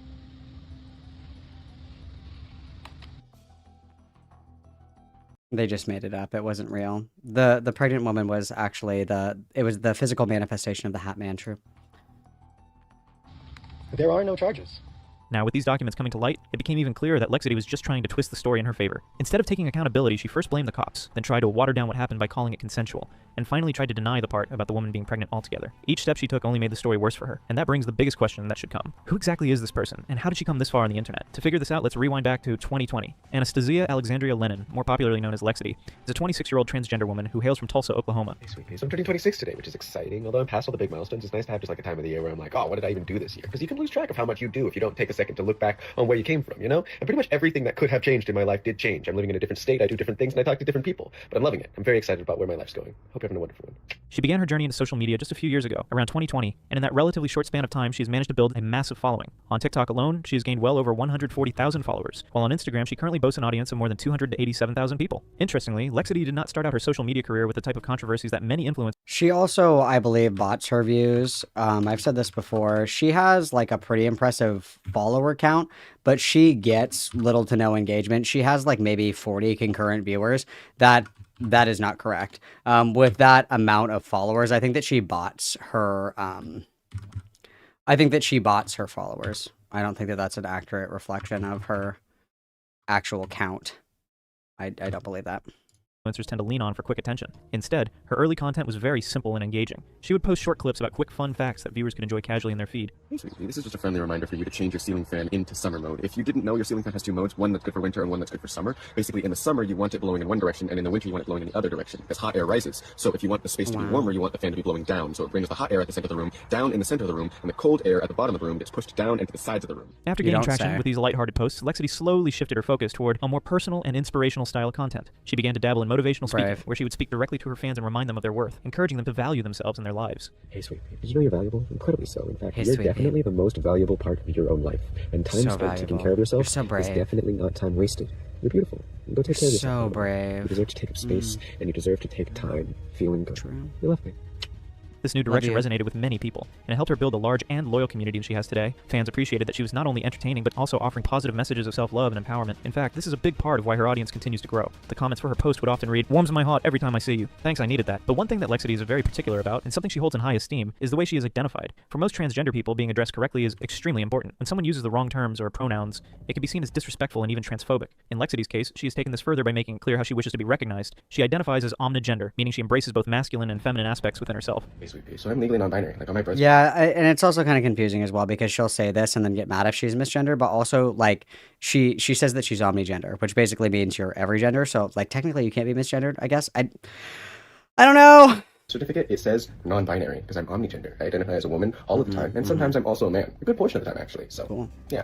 However, despite this broad identity, she has expressed that she prefers to be addressed as she. This is an important distinction for her. Okay, and one that sorry, she's my spoken about bad. openly on her Misinformation, platforms, my even bad. getting angry when people keep on asking the same question. I mistake. So asking people's pronouns in a space where it is very publicly displayed is actually kind of rude, and at a certain point becomes a question of its own. Like, it's not up to me to drop everything I'm doing and explain to you what my pronouns are because you're too lazy to go check my profile. It's very publicly displayed, and if you want to know what my pronouns are, you can go put in a minuscule amount of effort and stop interrupting me while I'm live streaming. But while she is open about how she wants to be addressed and how she views her gender, Lexity has also taken things a step further by addressing issues that many people don't even consider problematic. For example, in one of her fun fact sessions, she decided to speak directly to parents about the impact of sexuality on children. According to her, dressing your kids in specific colors such as pink or blue. She walked so Oracle could run, really. She's like the OG Oracle, which is, you know, Take with it as you will, I suppose. Blue is wrong, because it supposedly gives people an insight into what your child's genitals are. So if you think that gender and sex are the same thing, why do you think that it is normal to color code your children so that strangers know what their genitals look like? You know, in my system, one where gender and sex are separate things, dressing your children doesn't let strangers know what their genitals look like, because that's a weird thing for you to want strangers to know about your children, yeah?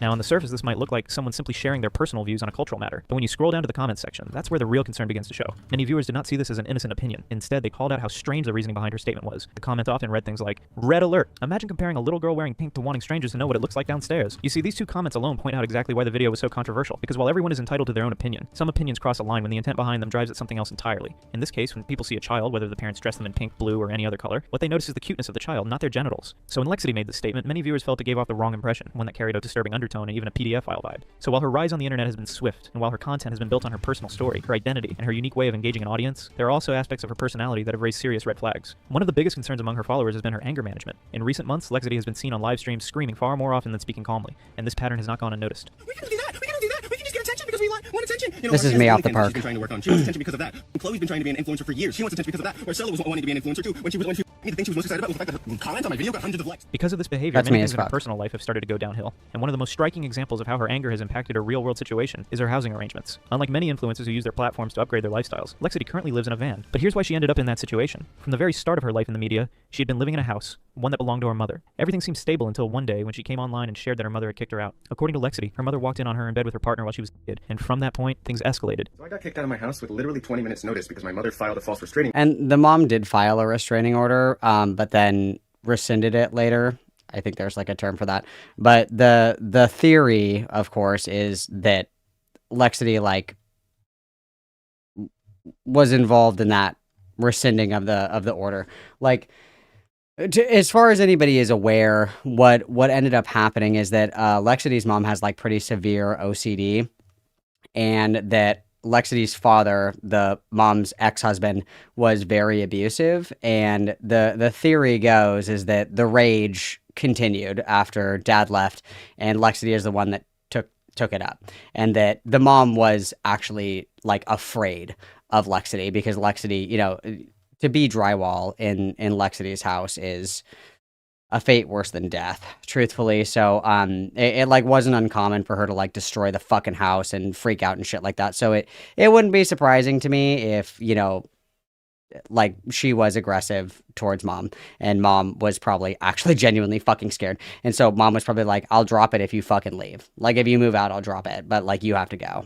I could see something like that happening. Obviously, that's my opinion. That's my opinion. Do with it as you will. Order against me because she broke into my room and screamed at me to move out when I was in my bed with a partner. She had been gone for several months, by the way, and just kind of returned home, and I hadn't consciously been aware of the fact that she was going to return home, so I was not prepared for someone to just run into my room and scream at me. Now, based on what Lexity shared, as soon as she saw her mother, she was overwhelmed with anger and immediately began screaming at her. That outburst, she claimed, pushed her mother to throw her out of the house and eventually even take her to court by giving her a restraining order. And I yelled at her and told her to get out of my room because I was extremely emotionally distraught. As you might imagine, if you're woken up early in the morning with a partner in your bed by someone yelling at you that you're not expecting to be there. Anyways, after getting kicked out of my home, I had 28 days to respond to that restraining order. I went to court and immediately got it dismissed, but, you know, like 28 days had passed, and I wasn't going to move back into a place that I was unwelcome, and all my stuff had been moved out of. Listening to her explanation, one thing becomes clear. Lexity paints the picture as though her mother was entirely at fault. However, this was something that many viewers didn't buy. The comment section under her post was filled with people urging her to take responsibility for her own actions, instead of always shifting blame. Some comments even accused her of deliberately twisting the story to make herself look like the victim. Those comments read, "Your stories are messy. So weird how you end up the victim in every single situation. Maybe you are the problem. This whole video is a joke, as it's her house, not yours as a grown man." The problem here is that this incident reflects the same pattern seen in her arrest situation, a lack of accountability. Whether it was blaming the cops during the arrest or blaming her mother during this fallout, viewers have started to notice a trend, and that is what gets them upset. Not just the events themselves, but the way she refuses to admit any fault. After being removed from her mother's house, There was also one incident as well, like this video is actually kind of boring, I'm not gonna lie. But there was a time as well where she said on live that you can't get genital herpes from oral herpes. And that's not true. If somebody has, you know, HSV, whatever one is which, if you have like a cold sore and you give somebody head, you can give them genital herpes. Yes, that is fact. That is literally the truth. That is literally fact. And she was like, that's not true. Literally not true. It's like, it is actually true. And she's like, no. It's like, yes, actually. Like, she just will, like, quadruple backflip down on top of whatever the fuck she says, no matter how wrong it is. She says dumb shit all the time. It's so fucking funny. It's so funny. This is not nearly funny enough for me. Lexity was left with nowhere to stay. To solve this, she set up a GoFundMe campaign, asking her fans and supporters to contribute so she could buy a van to live in. Surprisingly, she managed to raise over $32,000, which allowed her to quickly purchase the van. She was so excited that she rushed online to share the news, Let's go, posting videos showing her Keffals. new home, and expressing gratitude for the support she received. Let's go, Keffals. It's so big. There's so much room in here for activities, although it's unconverted, like entirely. So I have a bunch of work that I need to get done before I can really live in here comfortably. But it is a place that has a roof over it that I can take with me, which is all I really, really need. I do have to figure out what I'm going to do with my Jetta today. Following that, she continued to update her audience by posting clips of the van's state of development, showing the progress she was making as she converted it into a livable space. Address, and I needed a proof of address to get my ID changed to this state, and also to get my sink for my van, which is actually the last thing I really need to do on my van other than put in solar panels and I suppose just keep adding stuff. I'm not really ever going to be done. Just keep adding I want to get the stuff. sink in there, and that's like the last major thing I need to do before it's like a living space. At first, Also, with $32,000, you could already buy like a custom-made van, like so that you don't have to do all of like the internal shit. If you don't know what you're doing, you should never do plumbing or electrical. You should never do either of those. If you don't know what you're doing, never touch electrical and never touch plumbing. You'll be so fucking sorry. Okay? Everything else, you know, you can kind of learn how to DIY most things, like doing drywall, doing insulation, you know, things like that. Electrical and plumbing, never do. Never do on your own. Like, how much is I don't even know what those are called, like nomad vans? I don't even know what those are called. Like live in van. Like, if I just go shop really quick, let's see. No, it's giving me shoes. I don't want shoes. Like, you can get, like, here's an entire kitted out, like it's ready to go for the conversion for 10 grand. You just have to like decorate the inside of it, basically. It's like bare bones, right? Like, it's like the frame of the sink and the cabinets and the bed and the desk and all that other shit. You have to obviously like finish it, but the frame is completely done. Here's one that's completely the same thing as a conversion kit. The van and the kit, 7 grand. Okay, Keffals. Okay, Keffals. This seemed like a happy ending because Lexity had turned a rough situation into something positive by creating her own living space with a... No, it's not an RV. She wants to do the van thing where everybody converts a van into like a tiny house or something. I don't know. It's like, I don't know what it is. Gen Z loves to LARP as homeless. I don't know. I don't know what it is. The van life thing is crazy. I don't know what you guys are doing. Have you ever had to sleep in a parking lot before? It's fucking terrifying. You're constantly afraid that you're going to be murdered by somebody in like a fucking Walmart parking lot in the middle of buttfuck nowhere while you're traveling from state park to state park.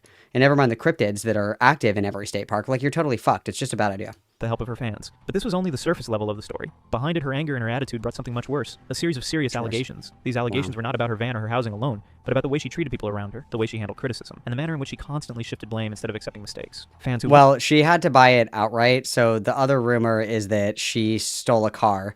So she posted online, after she got all of her money to buy her van, she posted online on her TikTok and said, hey, come and pick up my car. Anybody who comes and gets it can have it. And supposedly, like, there was something wrong with the key, so it was assumed that she had stolen the car and that there was a warrant out for her arrest for stealing the car. This is all hypothesized, but it is kind of weird that you would just give away a car. That's kind of weird, not try to sell it or anything. So, I mean, it points to that she stole the car and then gave it away to get rid of the evidence or whatever. So with an active arrest warrant out for stealing a fucking car, she certainly couldn't do, like, a loan. She certainly couldn't do, you know, like, a down payment for something that they would run her information and see, so... Once supporters started voicing concerns about being manipulated. Some even claimed they regretted donating money after seeing how she continued to spiral into angry outbursts and controversial statements. This created a divide within her... No, yeah, it was the title. She didn't have the title for it or something like that, and that's like the #1 sign that something is stolen. If you ever buy like a vehicle from somebody and they don't have the title for it, it's stolen. If the ignition is all fucked up and you have to turn it on with like a screwdriver, it's stolen. Okay, if somebody doesn't have the title for a vehicle that they're trying to sell to you, it is a stolen vehicle, guaranteed. Her community. On one side were those who still believed in her vision and saw her as a victim of circumstances. On the other side were those who felt deceived, arguing that her problems were not about society treating her unfairly, but about her own refusal to manage her emotions and accept responsibility. And this is where Lexity's story becomes so complicated. One of the most shocking controversies that Lexity has faced came from a creator named Marcella. According to Marcella, she first came into contact... We talked to her. Love this bitch. ...with Lexity after seeing this video, where Lexity... This lady, sorry. ...openly admitted that she was in a crisis mood and needed as much help and support as she could get. So sometimes when people ask you to hang out, it's because they meet someone, and I have been alone for so goddamn long, everybody just stares at me, and most people don't like me because I'm trans and punk, and nobody wants to be around me. I need someone in my life who will just spend fucking 10 minutes to give me a hug, ever! Now, because of how touching and raw this video felt, Marcella felt compelled to reach out and support her. She explained how much it struck a chord with her, and how she felt the need to be there for Lexity in some way. I got involved with a person that is online. Do you think there's, like, new stuff in here? Because that's what I want. That's what I want. This is all old ground.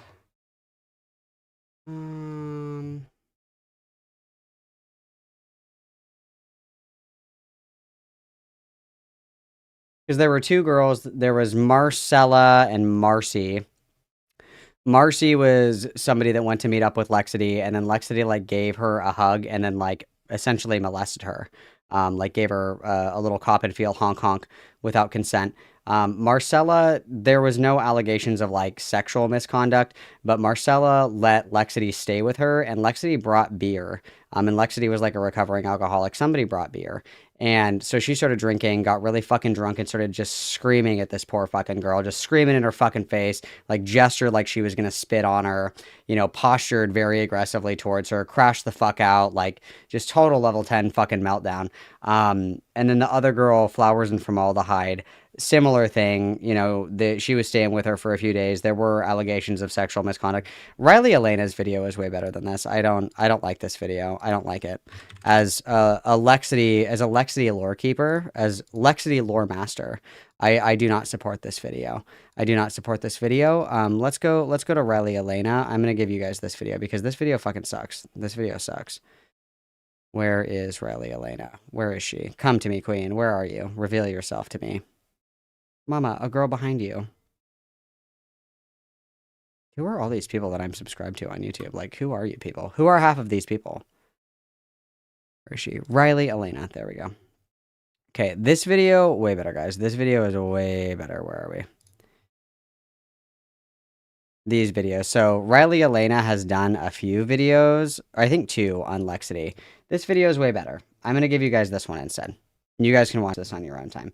This video sucks. I don't like this video. This Vlade guy sucks. We don't like him.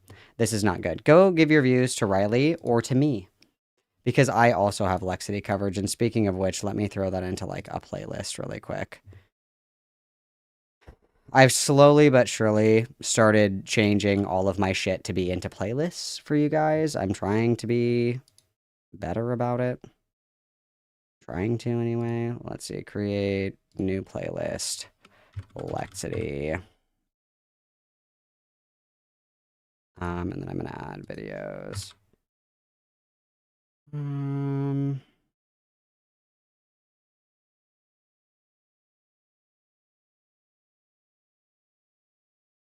then I had one more Lexity video. What was that one? What was the first one?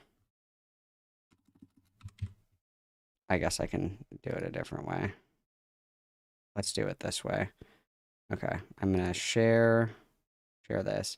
Here's the Lexity playlist. There's the Lexity playlist for you guys. And then where was the first one? Was that the first one? The Get in the Van, Mamacita? I think that was the first one that I did, wasn't it? And then I'll give you guys Riley's video really quick because her videos are very good. I like Riley Elena a lot. I like Riley Elena a lot. She does really good videos. I like her. I like her a lot. I would highly recommend her content. Even if it's not Lexity content, I would recommend her content. Her content is very good. I watch it in my free time, actually. I really enjoy her commentary. I think it's quite good.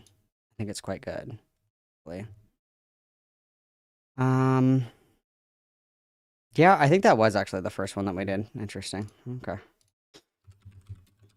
Yeah, I've been slowly but surely putting everything in playlists. I just keep everything unlisted because it's easier. I know that sounds stupid, but it's easier. Like, I can keep better track of all of my shit if it's unlisted. That's just like the easier way for me to keep track of my shit, I guess.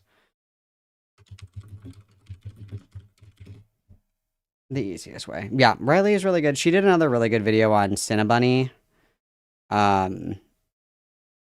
Yeah, Cinny Bunny, not Cinny Bear. Cinnabunny, not to be construed with Cinny Bear. Cinnabunny was she was like a weird freak as well. She was also a weird freak. And she did a really good video on her that I quite like. I quite like.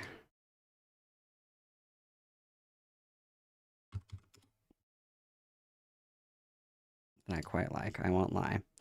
I will not lie. I do enjoy it greatly. Okay, let me see if that's saved the way that I wanted it to. Really? It didn't save it to my desktop? That would be way too easy, wouldn't it? Or did it save to my desktop? Hello? Dude, what the fuck? What the actual frick? What the hell? It's right here. Where did it go? Hello? Hello? There we go. Jesus Christ. That's helpful. All right, whatever. I guess I'll do that later. I guess I will do that later. That's fine. That is just fine. Okay, where the fuck is my OBS? I'm crashing out. Yeah, Cinnabuddy is really interesting. The only thing that, like, really fucking pissed me off about that is everybody was like, oh my god, she goes to raves, she's a junkie. And I'm like, girl, drugs are not required. They're only heavily encouraged. There's a difference. It's pretty insane to me, but yeah. Okay, so here's the dealios. Rowan has slowly but surely been deep in the editing mines for me. We love that for Rowan. Thank you, Rowan, for your service. I am gonna come back on Thursday. Little busy bee a little bit, but I'll be back on Thursday. Okay, you guys, we'll spend some more girl time together on Thursday. I have hot things for us to watch. And I'm sure that more things will come to fruition as we wait for more exciting, show-stopping and brilliant things to come to us. Yeah. Either way, you guys, you know, guess what? I really appreciate all of the quality time that we spent together, you guys. I really do appreciate it. It means the world to me. I really do appreciate it. Everybody was very generous, very kind. I'm sending you guys to Falgi because that, you know, has won in the Democratic People's Republic of Malcolm. So that's where you guys are going. I'm going to do this. What to do next. Okay. And a lot of people were criticizing my interactions So on Twitter. I'm going to send you guys to Falgi.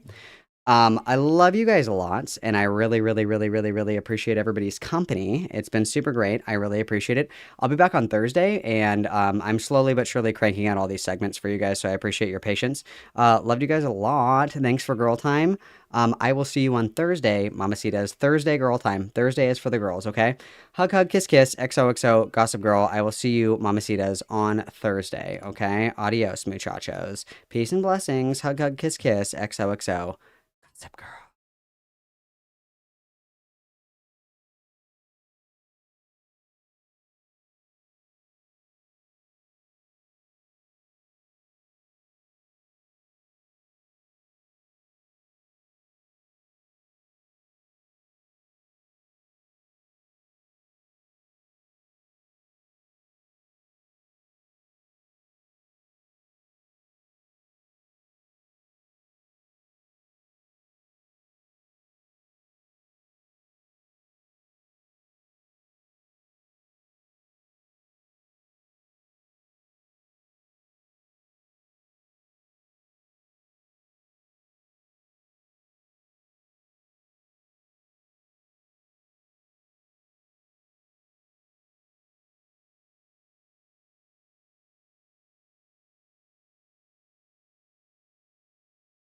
Of this video.